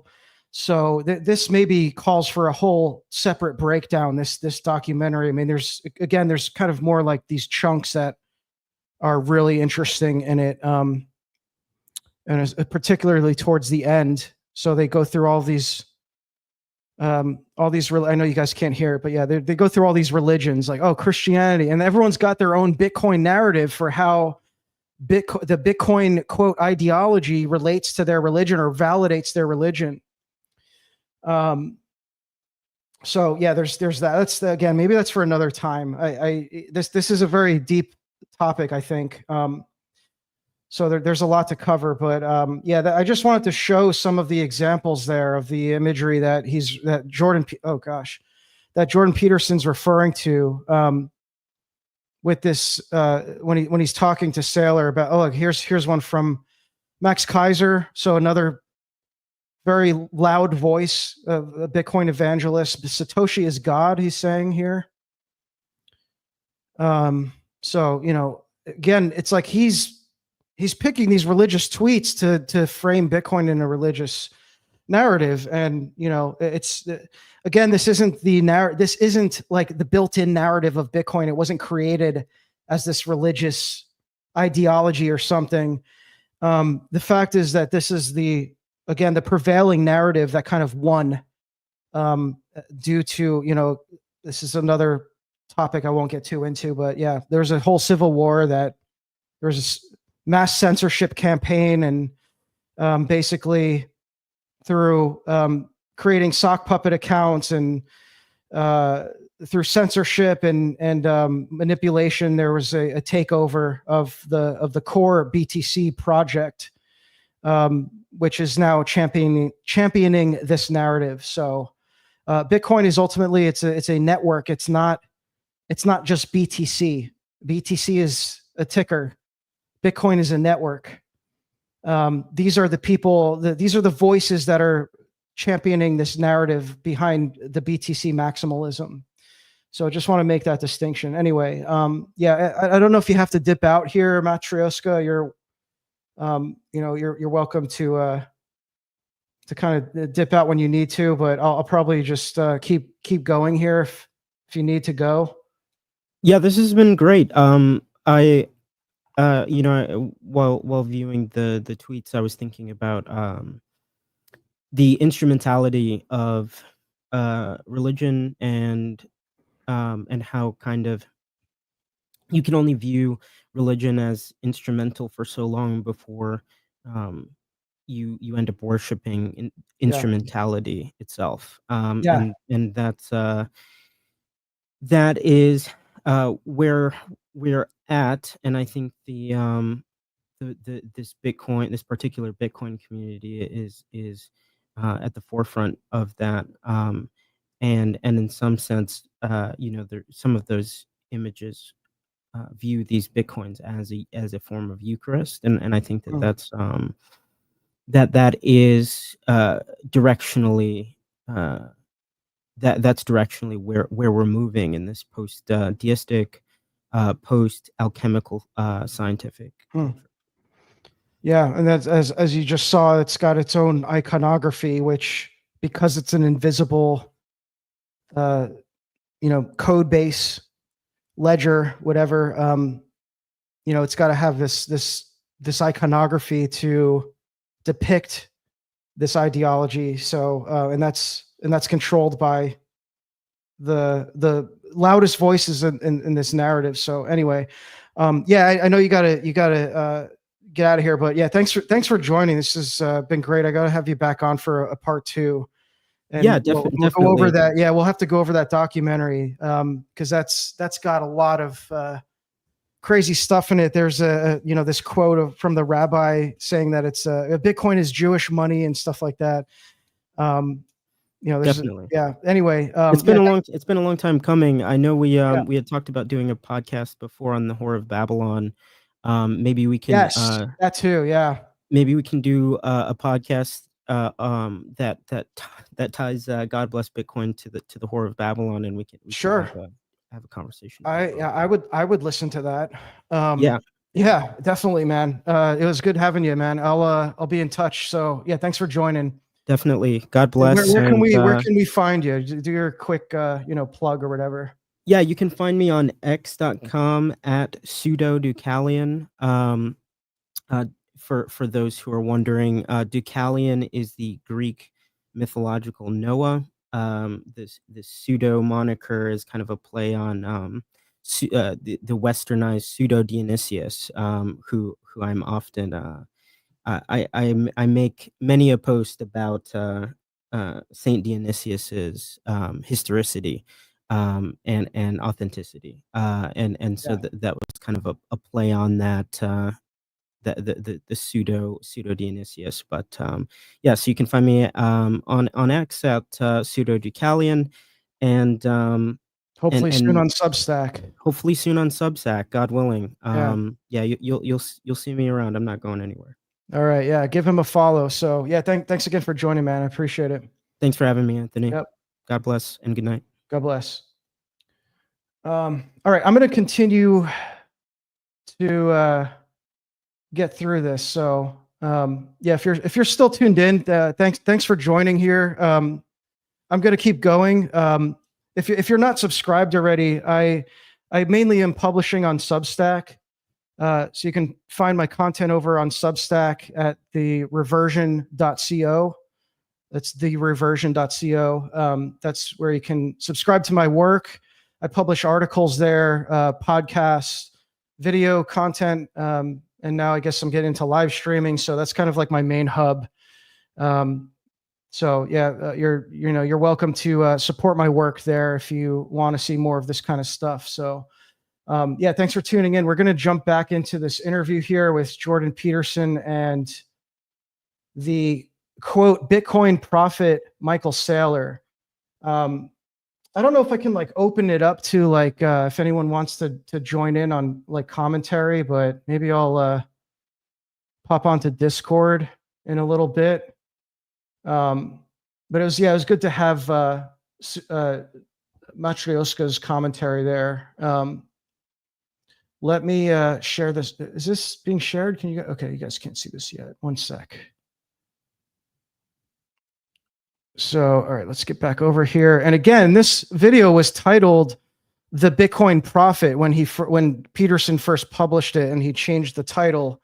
That could be due to SEO reasons. Maybe it wasn't performing as well as he wanted it to, and he wanted to try a different title. But thought that was interesting that it was first titled "The Bitcoin Prophet" and he changed it.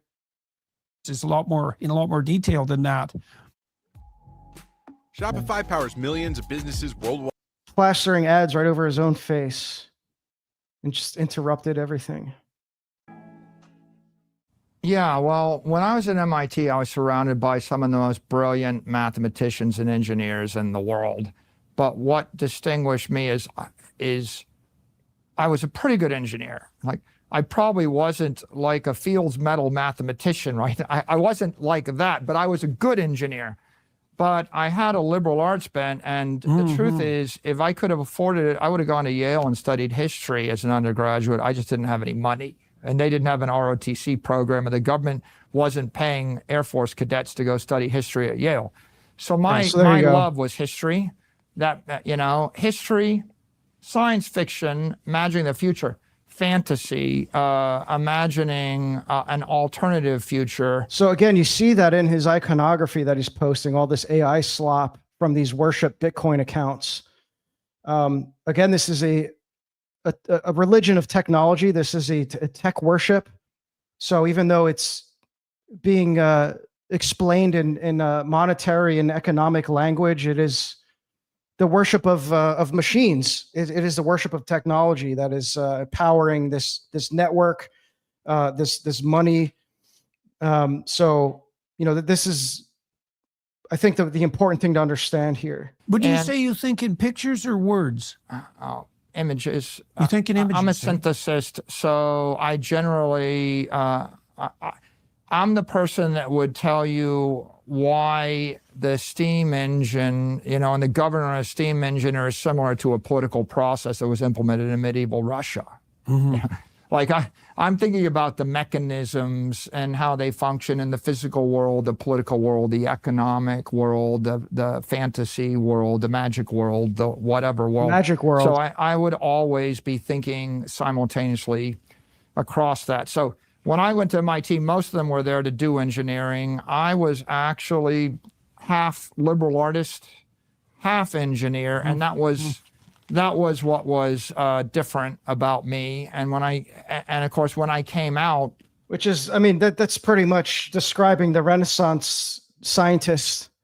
They were all heavily into liberal arts, and that's where they came across these ideas of alchemy and esotericism. So that's pretty common that you'll see in these like innovative thinkers of MIT. I didn't want to work for someone else doing something they told me to do. I wanted to create something, and I think that when you're that entrepreneurial bent probably goes along at least to some degree with that proclivity. So I'm trying to remember if there was anything else worth noting here. And of course, today, I'm going to skip through I this. spend my time reading legislation and all of the he talks about the books he's reading here. Entrepreneur, right? So that's the fantastic element. You have to conjure up something that doesn't yet exist, and then you have to pursue it, and it has to captivate you. So you have to have the temperament for that. So you've got. Do you still read fiction? I do, not as much as I used to. In my current stage in life, I spend a lot more time reading history, like cover to cover Durant's Story of Civilization, every volume, all 15,000. I'm not familiar with Durant. I know this is a very popular, multi-volume compilation of modern history, I believe, or I think it even goes into ancient history. So I'm not familiar with Durant, but I don't know how. It's probably some normie history, I would assume.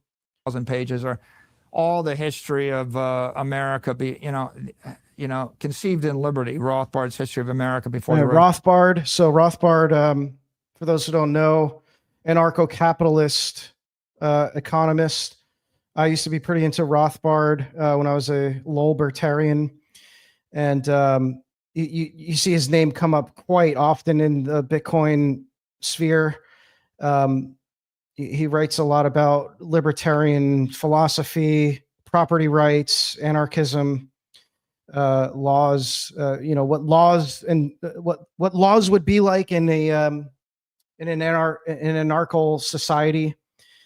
So, another Jewish economist. Although I think he was one of these writers who was like accused of anti-Semitism or something. I don't remember, but yeah. Revolutionary War or history of economic thought.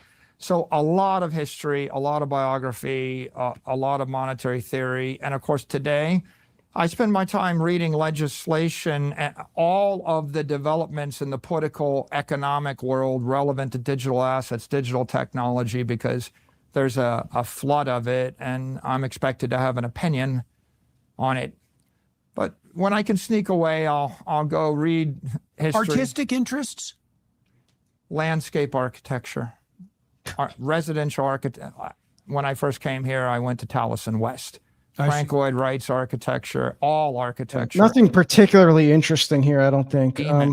Coming out. Okay, here's write a book about Bitcoin, and it's 200 pages long. I wrote the book about something. What I discovered is 1% of the people will read the book in 5 years, maybe 0.1%. It's very, and when they read the book, if you wanted to explain something in 200 pages or 500 pages, they might have forgotten what they read on the first 50 pages by the time they get to the end. And so a 200-page explanation isn't nearly as powerful as to say, oh, that's a demon coming out of cyberspace. Right. Well, that's the power of poetry. Because it's like, oh, what is that? That's an actor in cyberspace with hostile intent that I should be afraid of. And so there's a lot of and there's some truth to that. And this is why, communicating these kind of like quick delivery, really kind of catchy and memorable, and even controversial or divisive statements on X works so well. You'll notice this on X, like the viral posts. I've noticed this over the years that like these really kind of like quick statements like that, like, oh, that's a demon or something. It's like that, as simple and kind of like non-explanatory, like in little words like that kind of stuff really does communicate a powerful message. And maybe because you're leaving more to the imagination with what that entails. I don't know. I haven't really explored that too much, but I think about that often, about how, like what he's saying, it does work. And the thing to keep in mind is that these people who know this kind of this psychological manipulation, they will use that as well. Like it's like a weapon. I mean, words are weapons. So that's how they're communicating this message.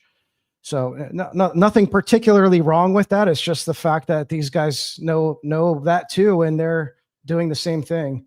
For explaining in the world, and what I've discovered is, in the modern world, we live in an age of abundance, and there is so much infinite information. True. I watched your podcast on YouTube. I came to know you before COVID, and I was fascinated by them. But then I stumbled across chess videos, and then I found you could spend your entire. So here he's just talking about, there's an information abundance that's increasing, which is true.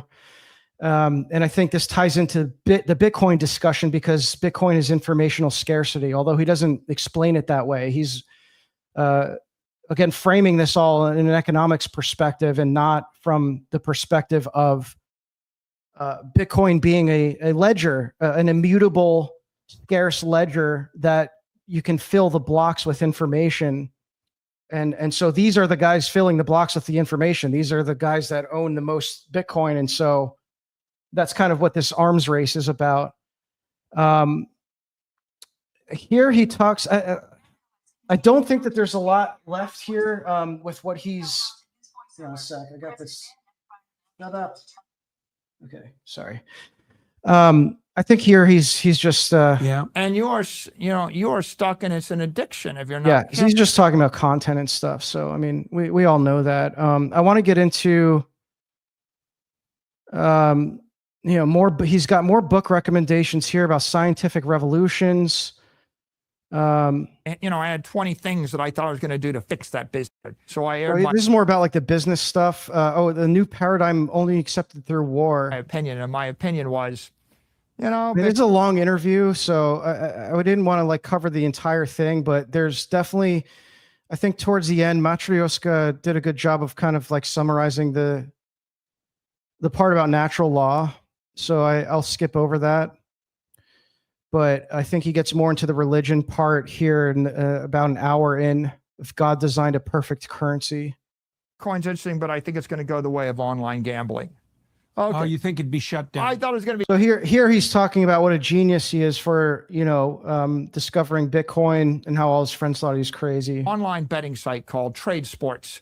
And you could go and you could bet on the outcome of anything. You could bet on the outcome of elections. You could bet on sports. You could bet on whether it's going to rain. And it was kind of a cool idea. The government shut it down because a lot of times when remember they shut down online gambling. I was watching this in 2013. I looked at Bitcoin and I tweeted very famously. This is back when I tweeted, but no one cared. So I aired my opinion, and my opinion was, Bitcoin's interesting, but I think it's going to go the way of online gambling. Okay. Oh, you think it'd be shut down? I thought it was going to be shut down. Oh, yeah. I dismissed that was a likely outcome. And in my defense, right, a lot of good arguments why, and it wasn't until 2014 that the IRS designated Bitcoin as property. 2013, it was unclear what it was going to be designated as. But in any event, I did it. I forgot about it for the next 7 years. I went off, and we roll into March of 2020.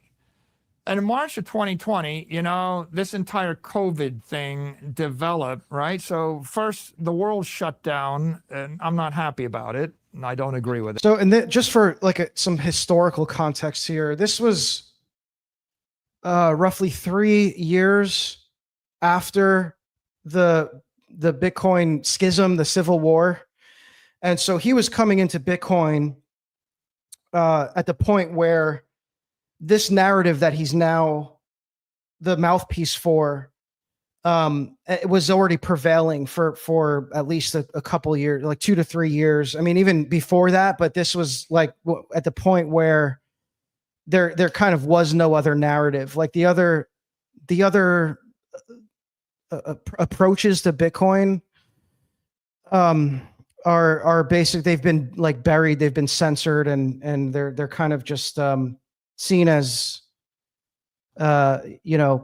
short-sighted. There's many criticisms. I won't get into like the whole block size war debate because that's a little bit more technical, but that's what it was all about. Like the Civil War was over the block size. Like, should we increase the block size of Bitcoin so that it's usable as a currency?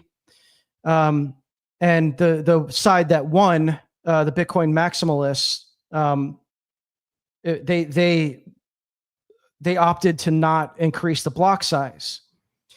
And so as a result, you get this HODL narrative because they refused to scale BTC so that could be used as currency.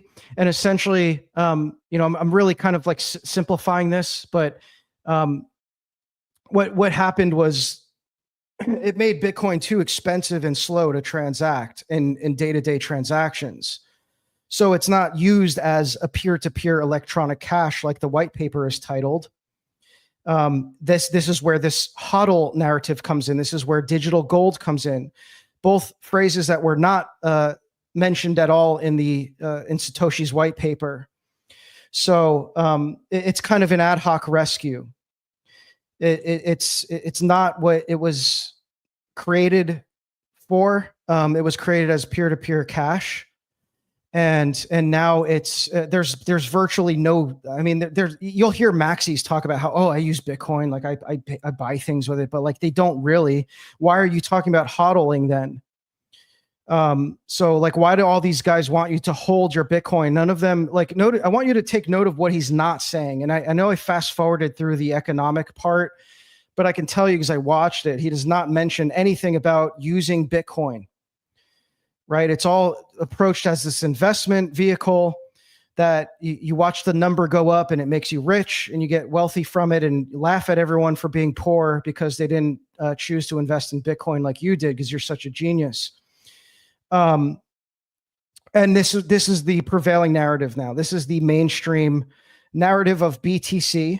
Again, Bitcoin is not BTC. It's not just BTC. That's just a ticker of the Bitcoin network. That is the household name that won this civil war. So I just wanted to frame that a little bit. I have to kind of like restrain myself from going off on this. I spent a lot of time and effort in the Bitcoin civil war debate. So, the debate is over. There's kind of no more debate because you're talking, this happened years ago and it's very clear there was a winning side, but maybe another time I'll talk about that if that's interesting to anybody. But that's essentially what we're seeing here is like, this is the winning narrative that he's now the mouthpiece for. So that frames his whole, the economics and everything. This whole idea of Bitcoin as a store of value, digital gold, and all that stuff. So What happened was the government printed money. We had hyperinflation, not in consumer products, not in producer products. And by the way, he's like, I wouldn't argue any of his like economics points. Like he's pretty spot on with the economics. It's just that this is what they're using Bitcoin for. Right. And when you look at like all these Bitcoin maximalists talking about how Bitcoin is going to, give us economic freedom. It's going to undermine the Federal Reserve and become, the new standard currency. How is that going to happen when it's not being used as currency? And when you have the financial institutions driving up the price. So when you're cheering for the number going up, you're cheering for the fact that BlackRock and these billionaires that are hoarding like as much Bitcoin as they can get their hands on, you're cheering them on. You're cheering on the institutions that you're saying Bitcoin itself is going to undermine. So like I don't understand how that works. I don't know what I'm kind of like removed from like any of the debate about Bitcoin. So like, I don't know what the maximalist cope is for that, but that's, they'll say that like, oh, well, it's necessary for the institutions to adopt Bitcoin because that's how you're going to get it spread across the world and get, validated essentially. But so it's like, why do you need the banks and the big financial institutions to do that if it was supposed to undermine them, right?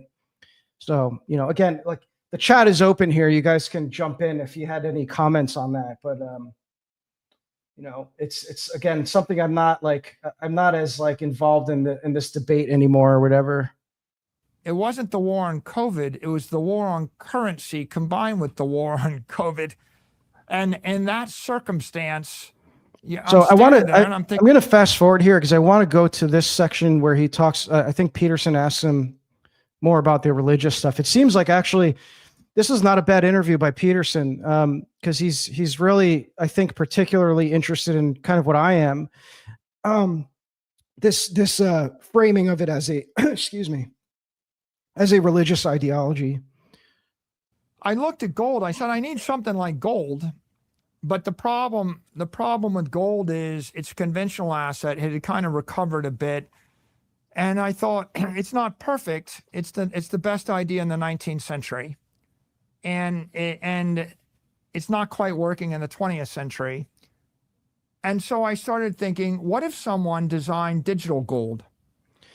Yeah, so again, Bitcoin wasn't designed as digital gold, right? This is what they're now attributing it to, and imposing it to be a digital gold. It's now being called a digital gold because it's not used as currency anymore because it can't be. And even if it can be, there's like an ad hoc kind of rescue that you have to go off chain and everything. Again, I won't get into the technicals too much, but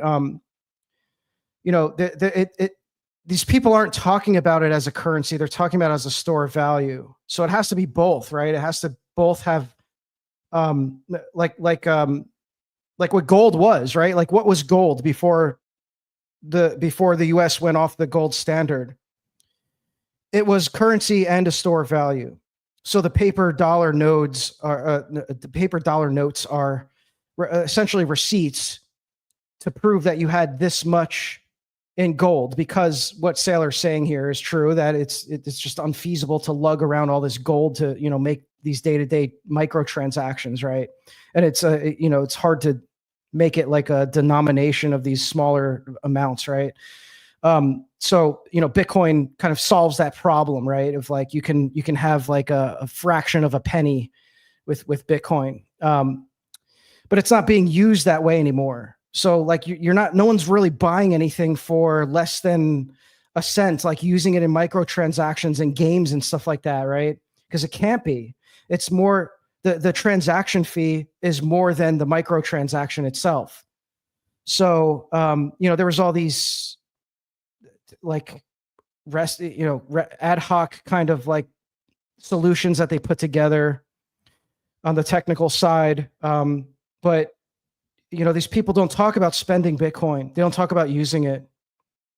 They talk about holding it. They want you to hold it, right? So, it's not really like, I don't think it's like a fair comparison to even compare it to gold, because again, gold was used and recognized as a currency, and Bitcoin's not being spent in the way that people spend their paper dollars that were once receipts for the gold that they owned.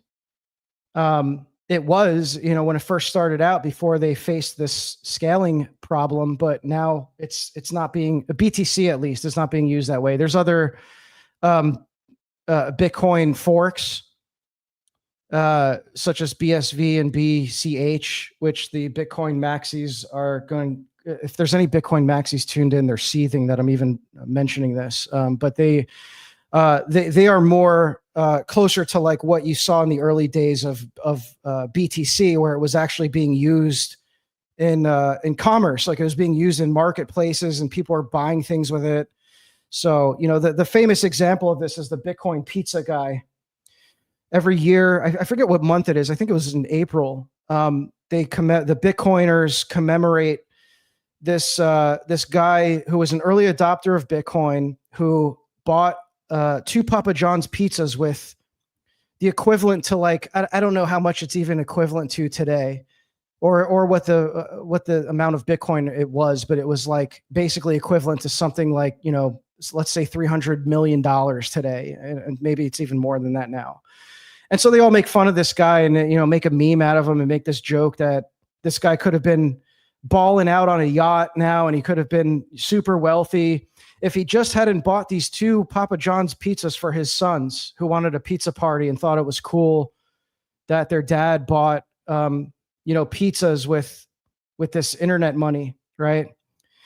Because that's like, so that guy was actually using it for what it was for, what it was made for, and that was the spirit, I guess, of the early Bitcoiners, was that they were using it like it was designed for, to transact.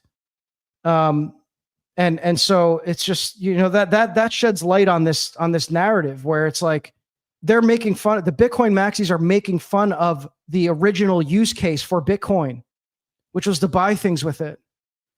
So I get so triggered by that every year when they start memeing that guy, like, oh, look at this retard who bought pizzas with $300 million of Bitcoin.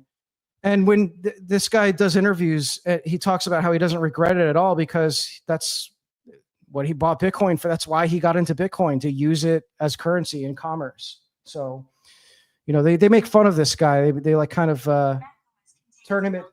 This needs to sorry. I just, I don't know if you can hear that, but my My Mac is talking to me right now. I just reformatted my old Mac, and it's like it wants me to do something. Anyway, sorry. Let's continue here. Now we go back to the engineer saying, can you perfect gold? And the engineering idea, how do you fix gold and make it perfect? Well, you make it impossible to mine anymore. What if, and then we get into the fantasy thing. What if, if God came down, and there's a bit of theology here, if you allow me. This isn't a theology. This is like some weirdo hypothetical. Like you can tell like his perception of God. He's like, what if God came down? He did come down in the person of Jesus Christ. But okay, let's see where this is going. I wanted to fix gold. It's impossible to make any more gold, right? How can you make it better? It'd be really great if it was weightless. How do you make it better? I'm going to cast a spell and allow you to teleport. Cast a spell. So he's got God casting spells and allowing you to teleport. So that tells you where he's at with his quote theology, which, there's no surprise there. I mean, these guys, these are science fiction, these are Gnostics, essentially. These guys are techno-Gnostics. The gold anywhere on Earth. If God said, I'm going to implement a system of 21 million gold coins, but we're going to call them God coins. I'm going to keep them in a bank in heaven. And I'm going to let you transfer, any amount. I'm going to let you subdivide it by 100 million, and we'll call them Satoshis. And I will let you transfer peer-to-peer and pay anybody anytime instantly at the speed of light. And I will keep track of the ledger of who, in who an owes incorruptible what. way. I will never cheat you. And I will do it forever for free. Oh, it's not for free. There's mining fees that you like. That's that's just not accurate. But I mean that technicality, I guess. But it's not for free. Every transaction you're paying a mining fee so that the ledger is validated. Yeah, casting spells. I'm just reading the chat here. Casting spells with electricity. This is also something that's covered in technosis. This is like an alchemical concept of electricity being like this this energy, this like ether almost. And yeah, they view the Gnostics or the alchemists. They kind of view electricity as this alchemical transmutation type thing. So that's kind of what he's talking about here. If God offered you that kind of divine bank, and you were sitting in Argentina when the currency was collapsing to zero, the Argentine peso went from $1 to the peso to 1,000 pesos to the dollar over 20 years, and it did it 5 times over the century. Right. Or if you saw it happen in Russia, where their currency collapsed, the currency collapsed in Brazil. Not 25 years ago. Yeah, but okay, so that happens, and now you need to buy toilet paper and bread. How are you doing that with BTC in its current current state, where the transaction fees cost more than the toilet paper you're buying?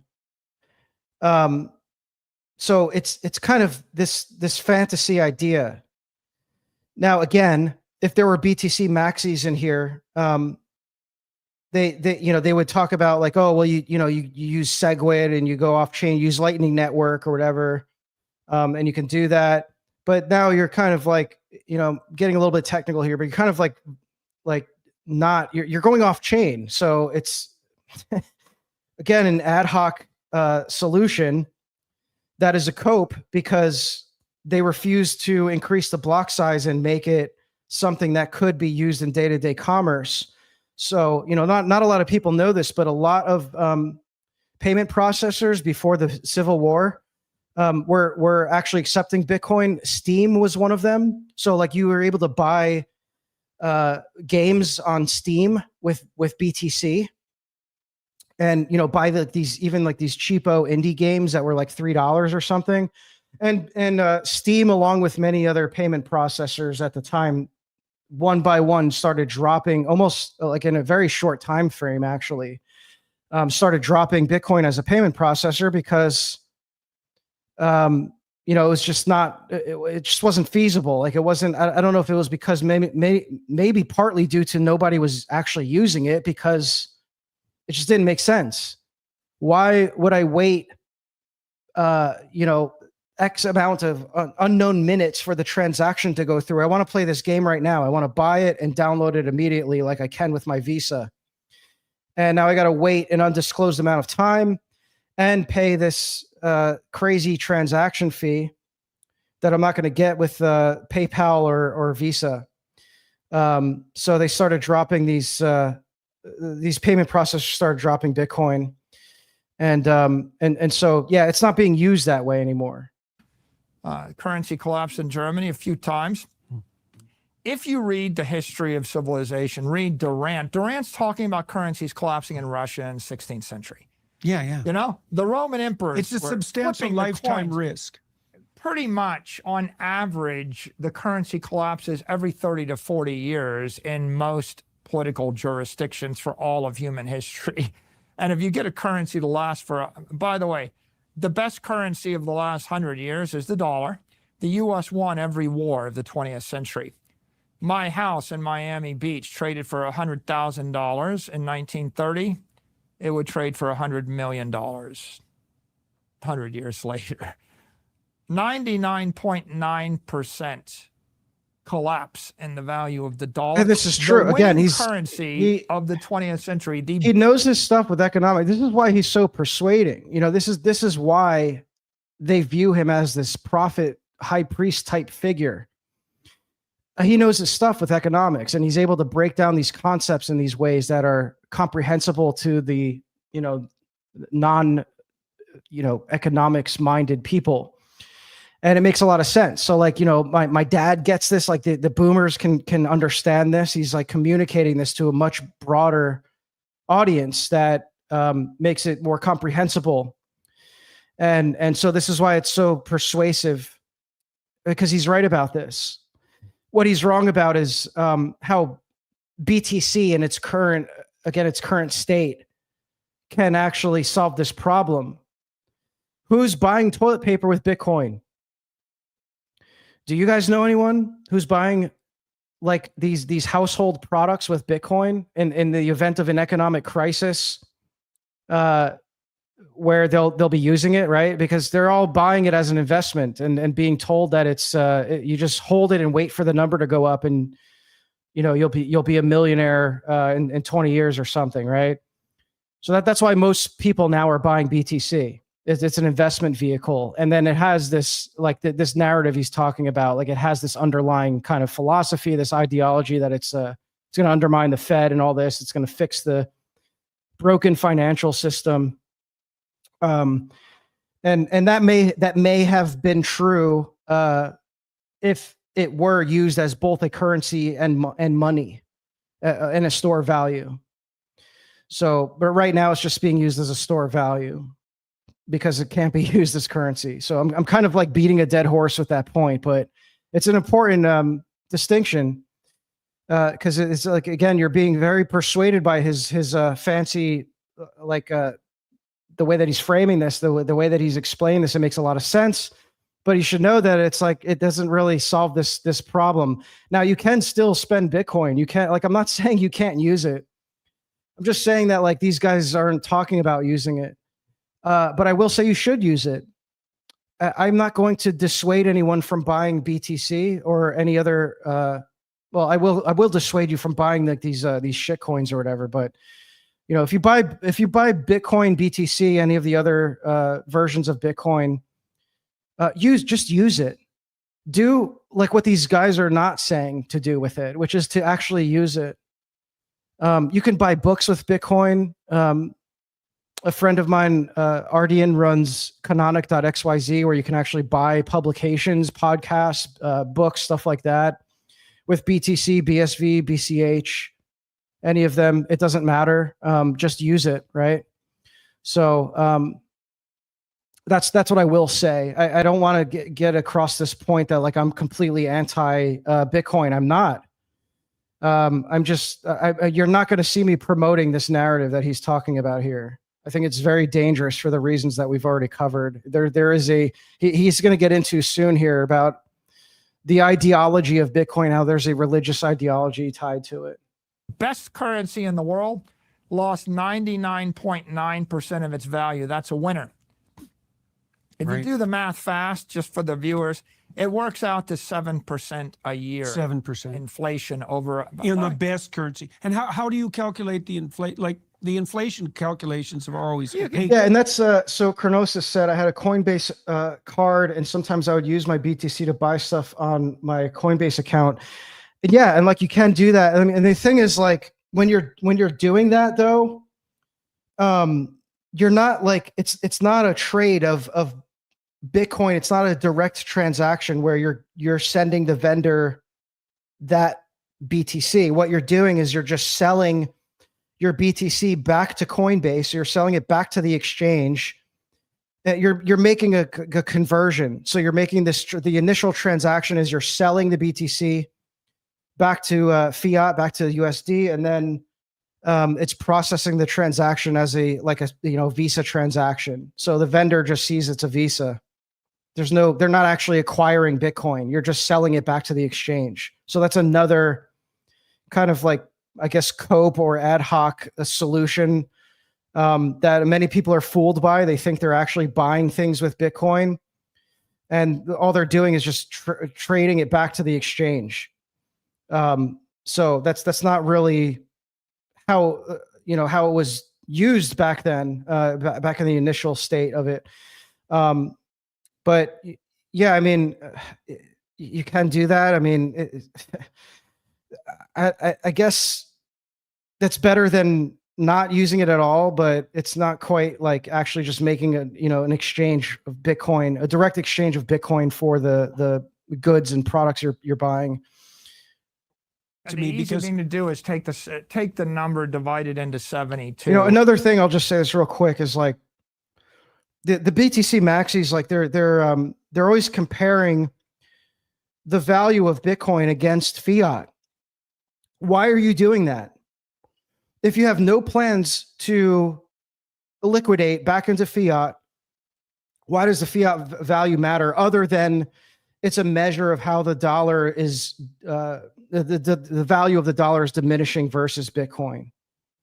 I can see that, but that's not exactly how it's being stated, because it's actually being stated as like, oh, well, I'm this much richer now. Like I have this much value in Bitcoin versus fiat. Like this is the amount of value that it has. You're measuring the value versus that fiat that you escaped and that you're planning to, I guess, hold until fiat collapses, until it's like worth zero. And then, okay, then what is your Bitcoin worth? If fiat is worth zero, what is your one BTC actually worth?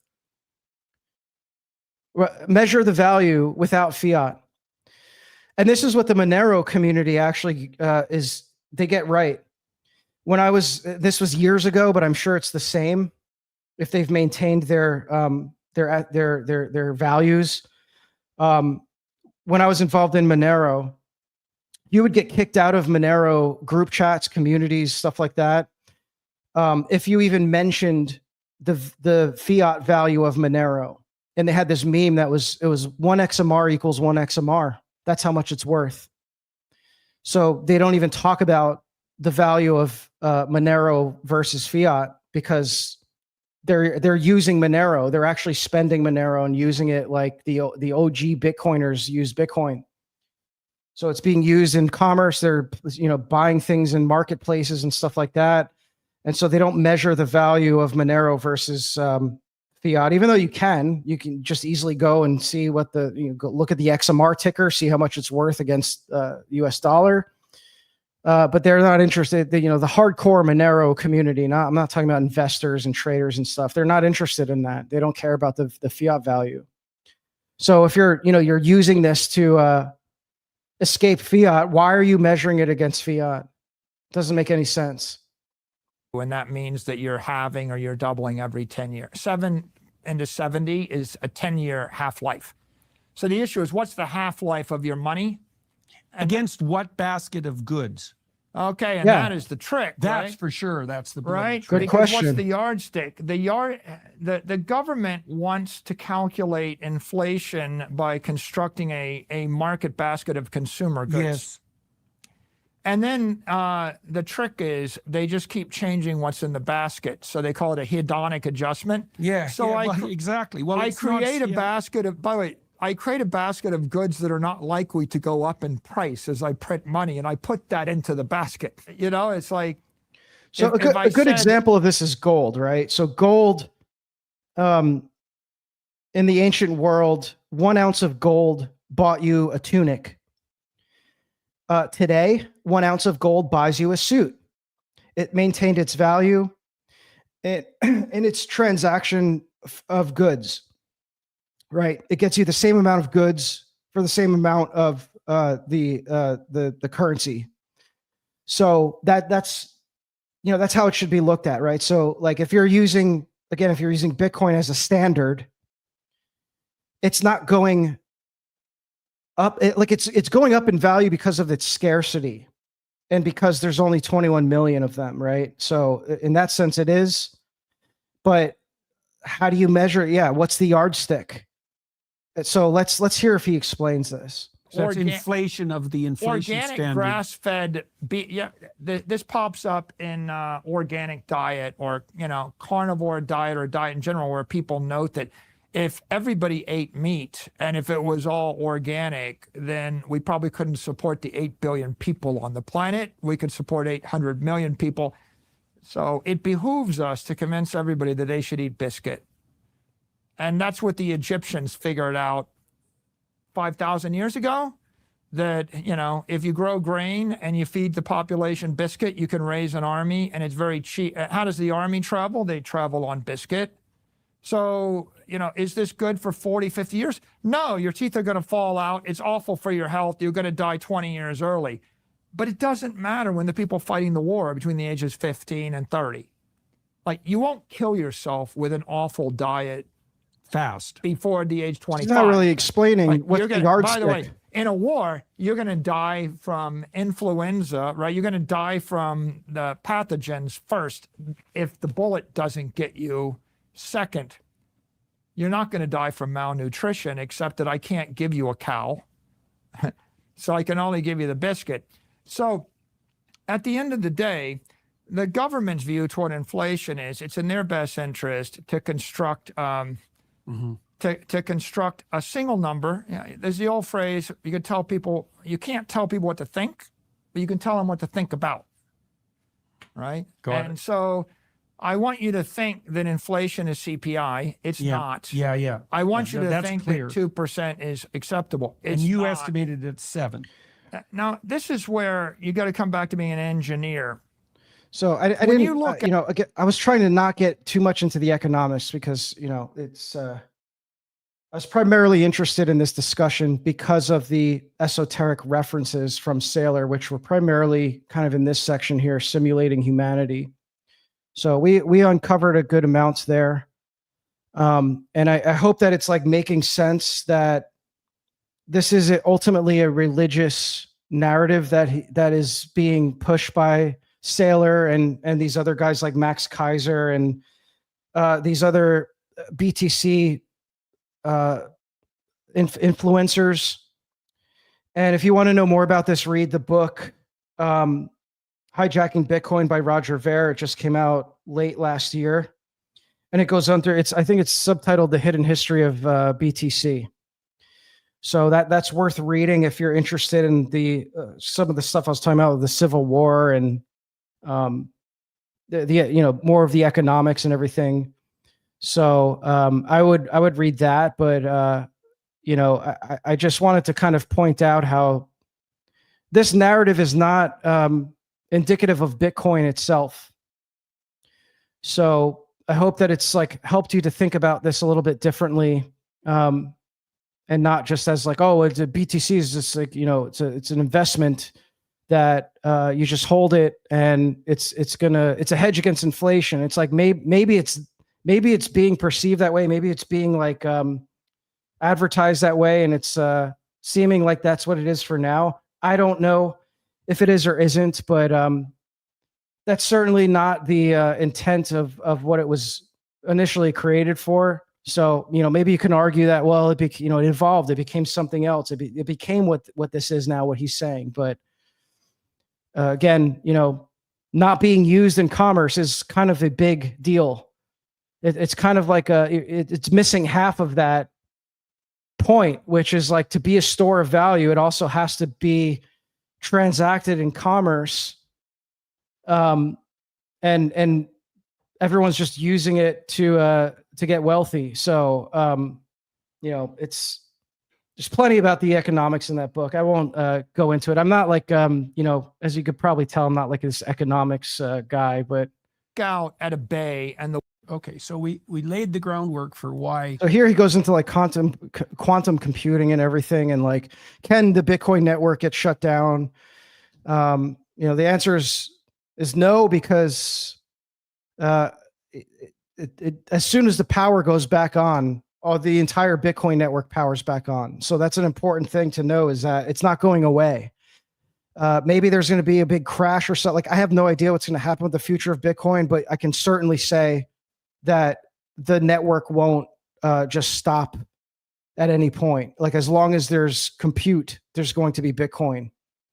So that's not going anywhere. And he talks about quantum computing here. It's a little bit more technical. So I think we're pretty much done with like the religious part. Again, there was another documentary that I wanted to cover, so maybe I'll do another stream for that, and I'll have Matryoshka back on, where we'll go over this documentary. It's called God Bless Bitcoin, which gets more into the religious kind of nature of this narrative. So I don't know. Does anyone have like, I don't know how many are tuned in here. I'm not really looking at it, but if anyone has like questions or comments, anything you want to contribute here before I close this out. Thanks for tuning in for my first live stream. Pretty much a noob to this, so I do want to do more live streams. So there'll be more stuff coming. Maybe I'll do this every week. I don't know. I'll probably just jump on here randomly and just cover some video commentary or something. But yeah, I don't know if there's. Let me take a look at the chat here.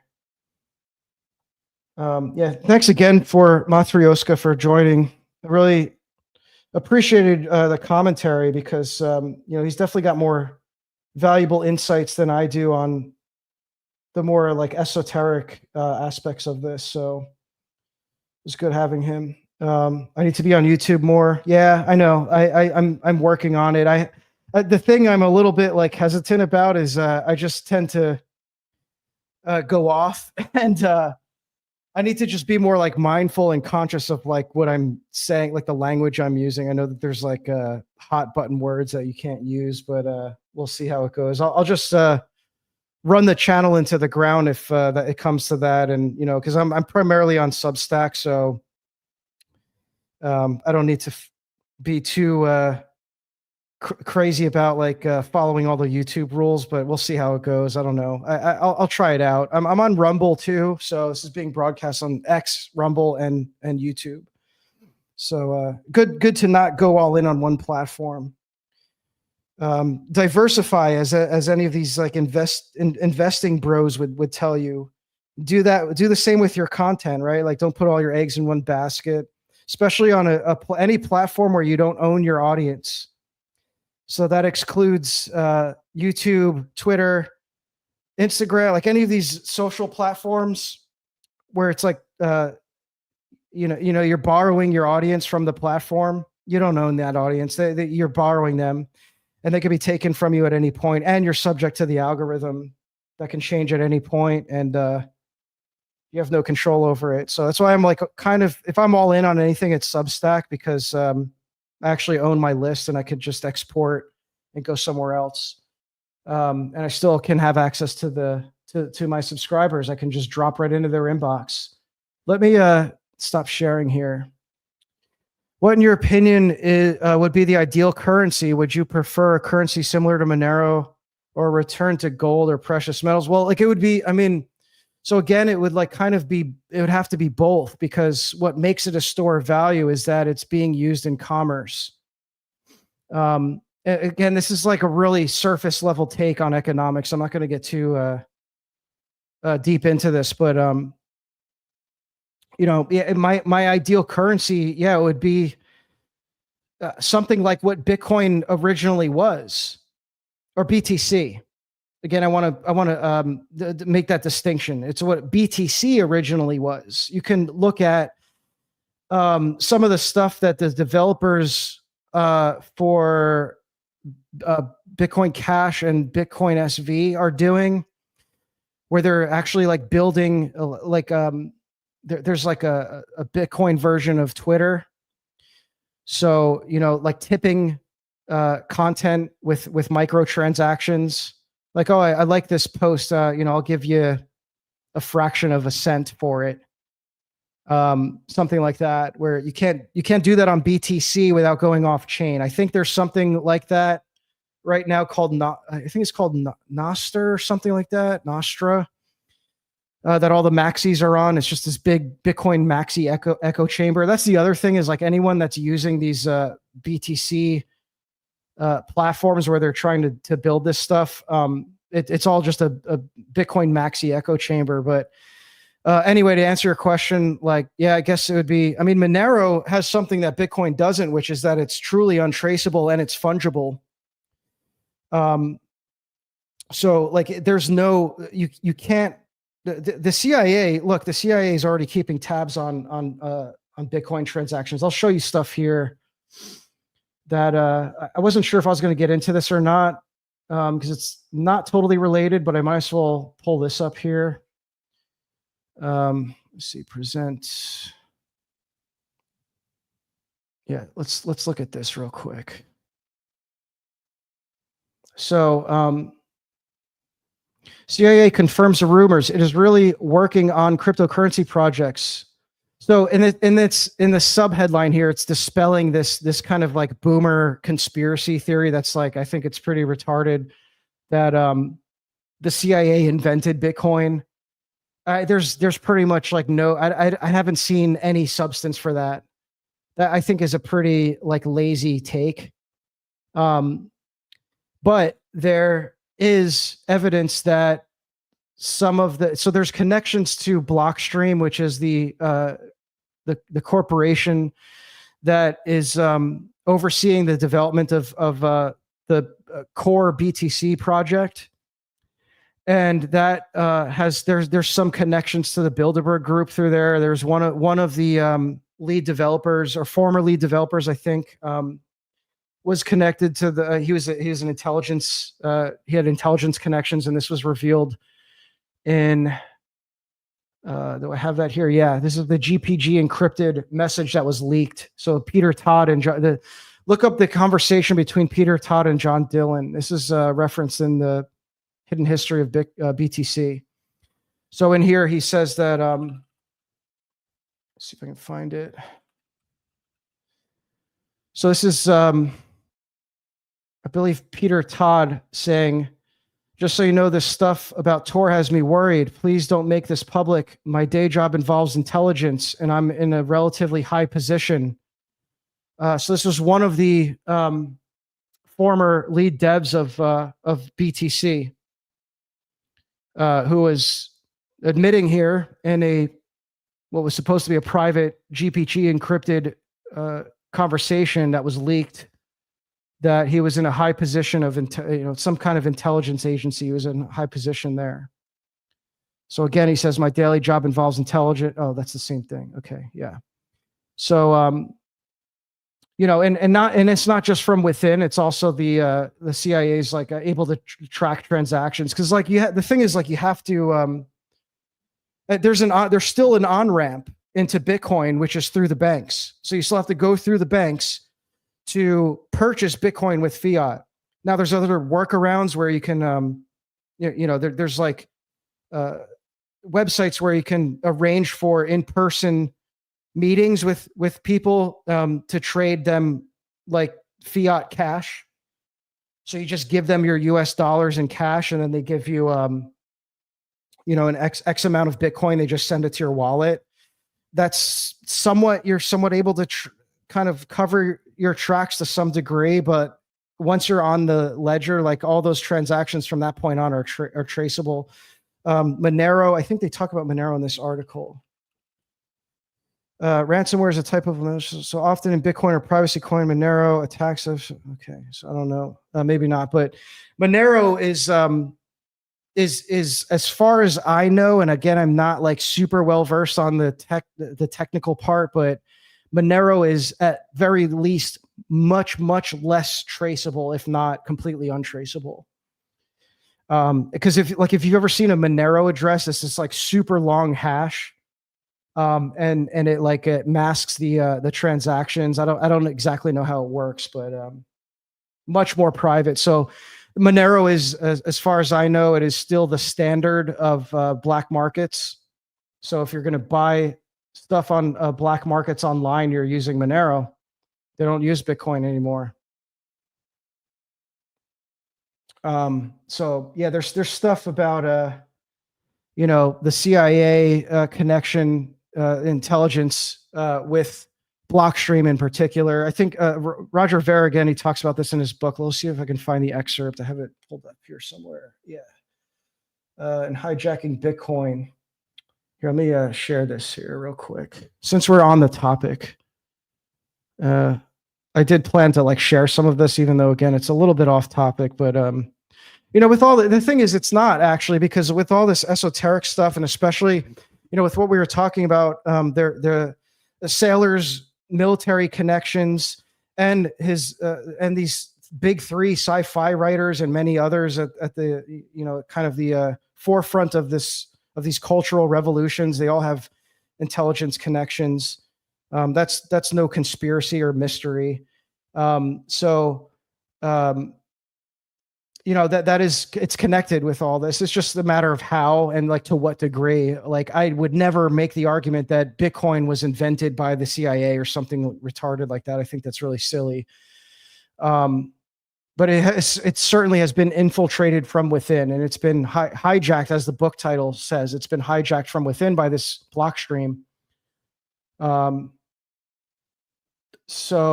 me see here. And by the way, this was all done through it was done through not only subversion, but what you typically see with these subversive takeovers of these revolutions, where there's a mass censorship campaign, which certainly happened, and he goes into detail in the book of all the instances that this happened. The Bitcoin forums and the r/BTC, or I'm sorry, the r/Bitcoin Reddit were the two primary discussion boards at the time. That there was this mass censorship campaign that occurred there. So anyone that kind of counter signaled the keeping the block size to 8 megabytes, they were banned from these discussion boards. So they started, and it's supposed to be censorship proof money, they call it, Bitcoin. So it's like, they had to get to this point where they're at now, they had to use all these sock puppet accounts and mass censorship, scapegoating guys like Roger Ver and making him this boogeyman type figure, and mocking him. That was all used to craft this narrative. But let me share this here. Okay, hijacking. So this is from the text, hijacking Bitcoin. This is where the discussion I just showed there about Peter Todd was found. I don't know that he is saying more than what was in there, but yeah, okay. So this is the quote from what I just read. So yeah, this goes into like, okay, Bitcoin maximalists, those who assert BTC is the only legitimate cryptocurrency, are notorious for employing this tactic. He's talking about the wrong think that's that was occurring during this time, of people simply saying like, hey, why don't we increase the block size so we can actually use Bitcoin and continue using it in commerce? They will blast out a list of reasons why any alternative project like BCH is a scam, insist the debate has already been settled, and question the sanity of anybody who disagrees. Most people do not have the time to investigate these claims, nor do they want to be targeted by online trolls, so they end up accepting the standard narrative. It's like this is, you see this in everything. Bitcoin's no exception. So these guys are mocked and ridiculed. I was subject to this because I was on the other side of this. When I was involved in the Bitcoin civil war, I was on the BCH side. So, you know, this was before I was an Orthodox Christian. I was like heavily involved in, like, I guess, Bitcoin apologetics, if you want to call it that. And, you know, I was getting into all these debates every day on Reddit. So there's like a weird, this is another kind of side note, but to this day, there's two primary Reddits for Bitcoin. There's r/BTC and there's r/Bitcoin. r/BTC are anti-BTC people. They're anti-Bitcoin maximalist. So actually, if you go on r/BTC, these people are primarily Bitcoin Cash. I haven't been on there in years, so like I don't even know what the current state is. But at least for a while, when I was more involved, it was essentially a Bitcoin Cash subreddit, and that was r/BTC. So like, think about how confusing that is to outsiders. Like, they're looking at r/BTC, they're like, why do you guys hate this? Hate BTC so much, right? And r/Bitcoin is the one that was like totally manipulated and censored. So that's why it was almost like there was like everything split, like the community split, like everything. I mean, this is part of the history that most people now don't know about. If you're just basically, if you're getting into Bitcoin at any point past like 2000, I think around 2018, 2019, if you're coming into it after that, you likely didn't really know that this even happened. Because the narrative was controlled so effectively. You don't even know that there was this civil war that ensued that went on for like 3 years. So yeah, no one was talking about HODL back then before the civil war. That was not a meme of Bitcoin. HODL. Oh, just hold it. But what do you do with this? Oh, you just hold it and watch the number go up. That wasn't part of the what people were talking about. There was definitely more of a libertarian narrative that was popular. I mean, that was like, the thing is, like, that's who made that was who initially kind of like put Bitcoin out there, was these libertarians, these anarchists and stuff. That was like the visionaries of Bitcoin at the time. So a lot of these guys came from that, but it became very much like this anarchic type of implementation that occurred after that. So, you know, there's a lot of anarchy.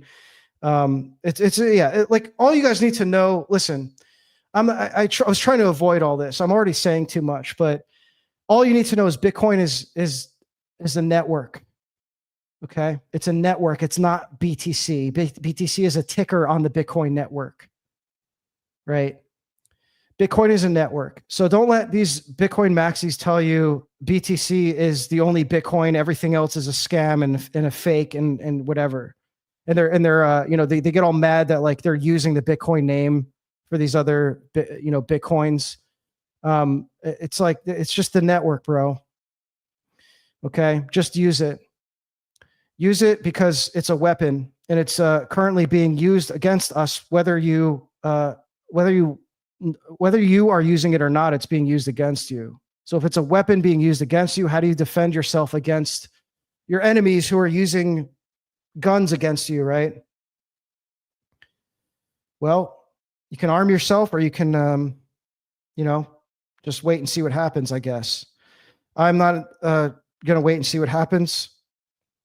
So, maybe it's like, I don't know. I'm not going to make predictions or whatever. Again, I'm saying too much here, but like, yeah, just know that it's a technologies and look, some of the there's been like saints that have written about this. I think let's see if I can find this text. This is like part of the article I was writing, by the way. Let me fix the screen here. I had all these quotes in here. Let me pull this up. This will be a good note to end it on. So let me just pull this up because let's get an Orthodox perspective on this. I think that's important. Oh, my keyboard battery died. That's great. Let's see here. Okay. So, all right. Let me show you guys that you're going to get like some a look at like a draft that I have here. I don't know if this will be published now, so it's fine. Share screen. Let me share my screen again.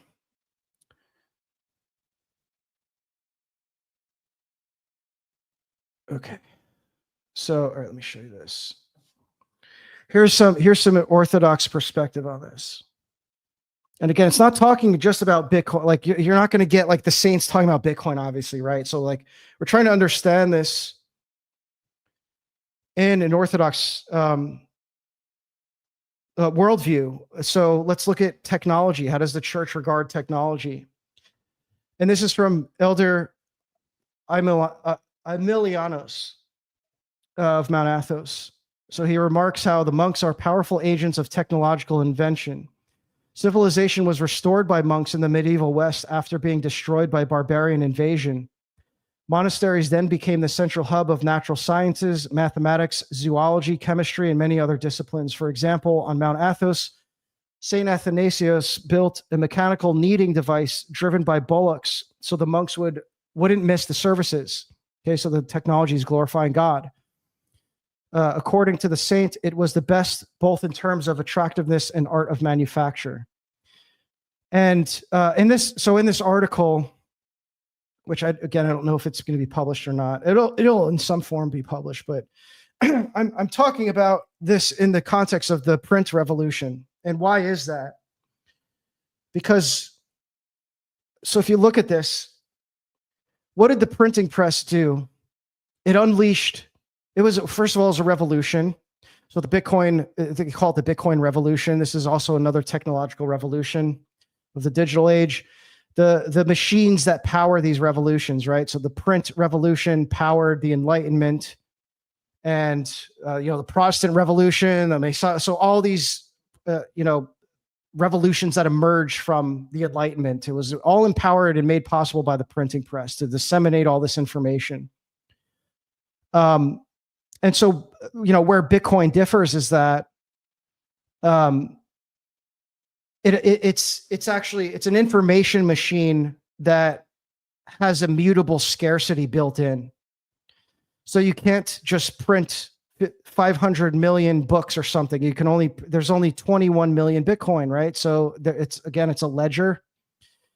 And once information is encoded onto that ledger, that's it. It's just going to decrease in its or increase in its scarcity and decrease in the amount of available blocks that can be, have information encoded into them. So that's kind of how I'm framing this here. I get into McLuhan and whatnot, but this is, again, it's not going away. And look, the monasteries adopted the printing press. The printing press is used for, to preserve the knowledge of the church, the written in literature, and also to disseminate, patristic writings of the saints, service text, everything in between, right? So it's not like the printing press isn't evil, obviously, right? It's being used because the church adopted it. The monasteries took on the task, the labor of using this technology for the church, submitting it to God's will. And so here it gets into, excuse me. Yeah, I mentioned here, so Jordanville, during the Soviet times, they were printing service texts and having them smuggled into Russia. The Holy Father subjected technology to monastic life if it met the following two criteria according to St. Basil the Great. So these is according to St. Basil the Great. These are the two criteria for technology being submitted to monastic life. Number one is restraint. So to preserve silence and contribute to the salvation of the soul. St. Peter the Damascus adds, for everything which does not serve a pressing need becomes an obstacle to those who would be saved. Everything, that is, which does not contribute to the salvation of the soul or to the life of the body. For St. Basil, technology is necessary in itself to life and provides many facilities, provided the unity of the life of the brotherhood is preserved, undistracted, and devoted to the Lord.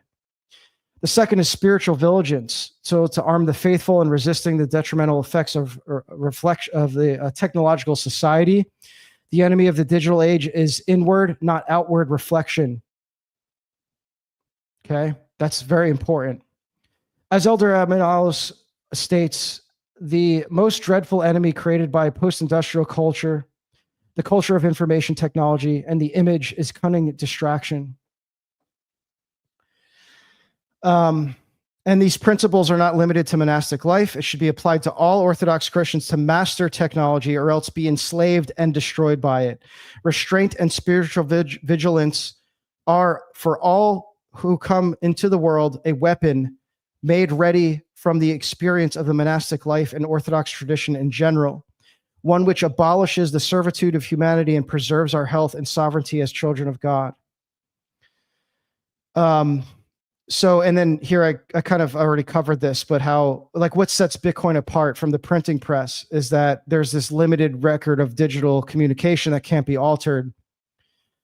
The reason Bitcoin is valuable is not the perceived fiat price that a consensus of traders agree upon. It is in proof of work. This is what sets Bitcoin itself apart from all the other cryptos, is the permissionless consensus of miners who verify communications as transactions on the blockchain. The proof of work can't be faked. It can't be outsourced to AI. It involves human labor. So either the work is done or it isn't. That's the only thing that can verify these transactions. And so down here, I'm talking about, this is just, forgive the fact this is incomplete. I should have like a mid-sentence. It looks like I'm bailing on these things. So this is a draft. But anyway, we covered this. How now this is the, these figures who are now wielding this weapon and controlling this narrative and using it against us. They're worshiping the technology. They're machine worshipers. And they've created a whole priestly class. And they're mocking us. They're mocking our faith. They're mocking Christ.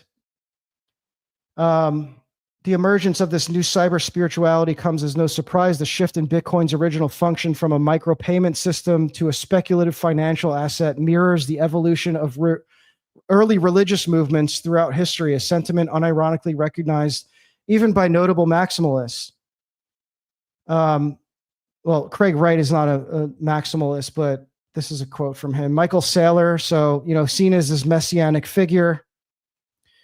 He's so this is even outdated at this point because he has much more than 252,000 BTC at this point.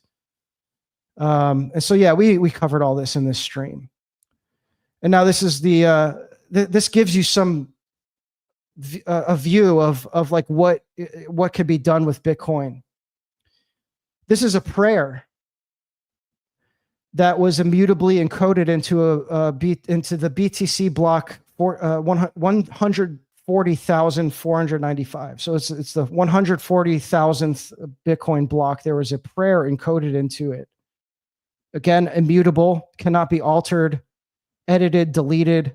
It's permanent in the Bitcoin network. This is another one. Encoded on block 600,666. So 666. Encoded into this block. Do not overcome evil by good, or do not overcome evil, but overcome evil with good. Sorry, I'm retarded. I'm losing steam here. Do not be overcome by evil, but overcome evil with good. So, I was trying to compile a list of like stuff you could actually use with your Bitcoin, like what you can actually do with it to use it for the church, right? So talk to to monks, talked to, abbots, and tried to get them to like set them up with Bitcoin. So one of the things actually that like Roger Ver did in the early days, they call him Bitcoin Jesus, another religious illusion that took place even in the early days. They were calling him Bitcoin Jesus.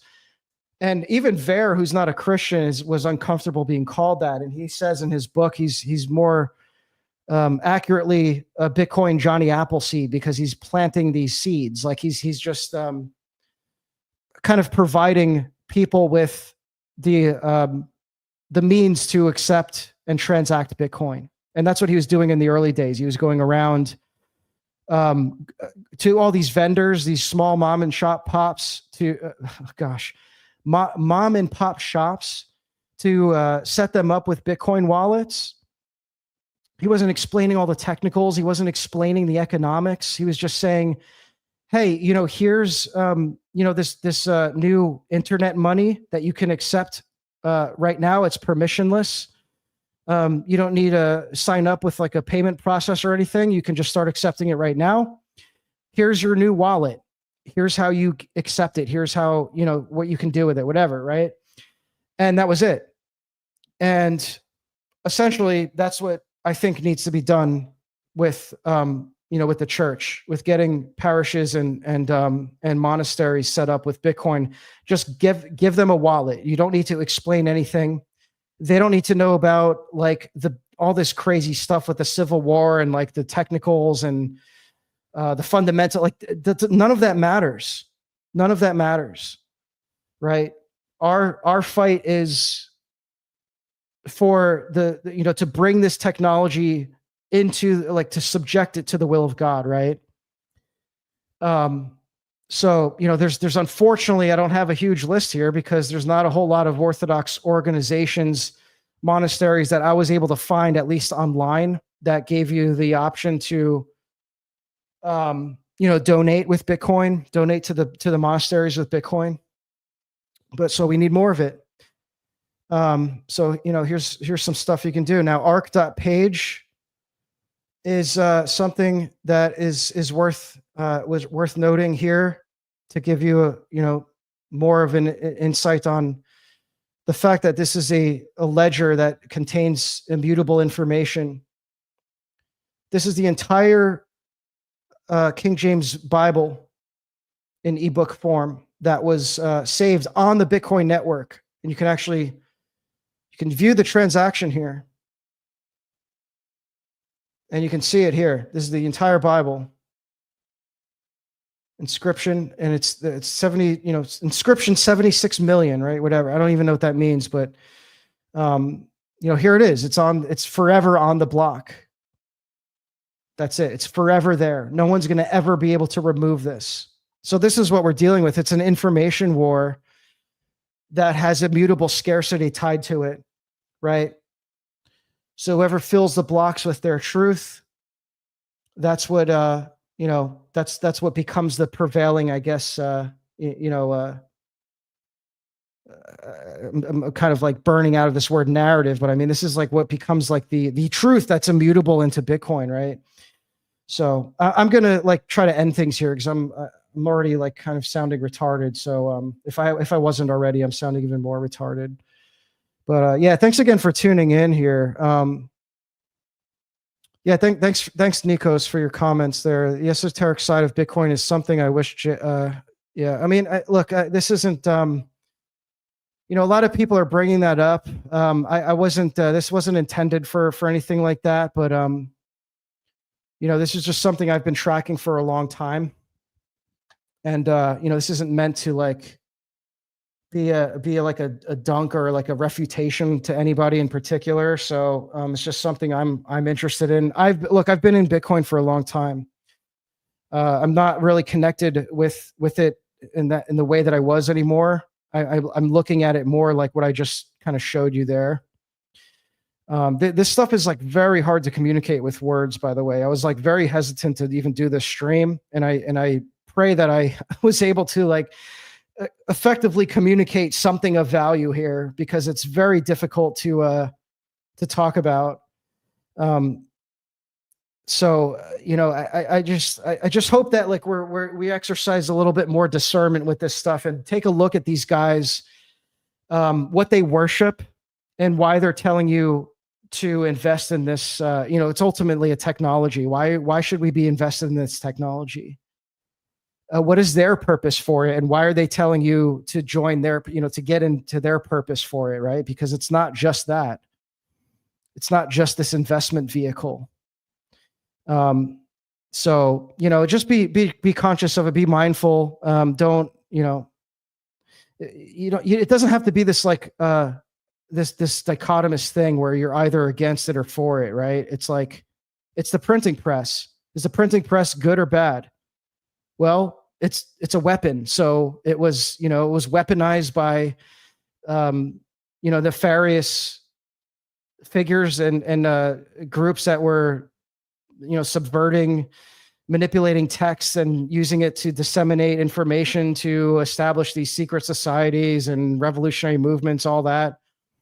Distribute propaganda. It's also used to, preserve the truth of the church and to disseminate service texts and Bibles and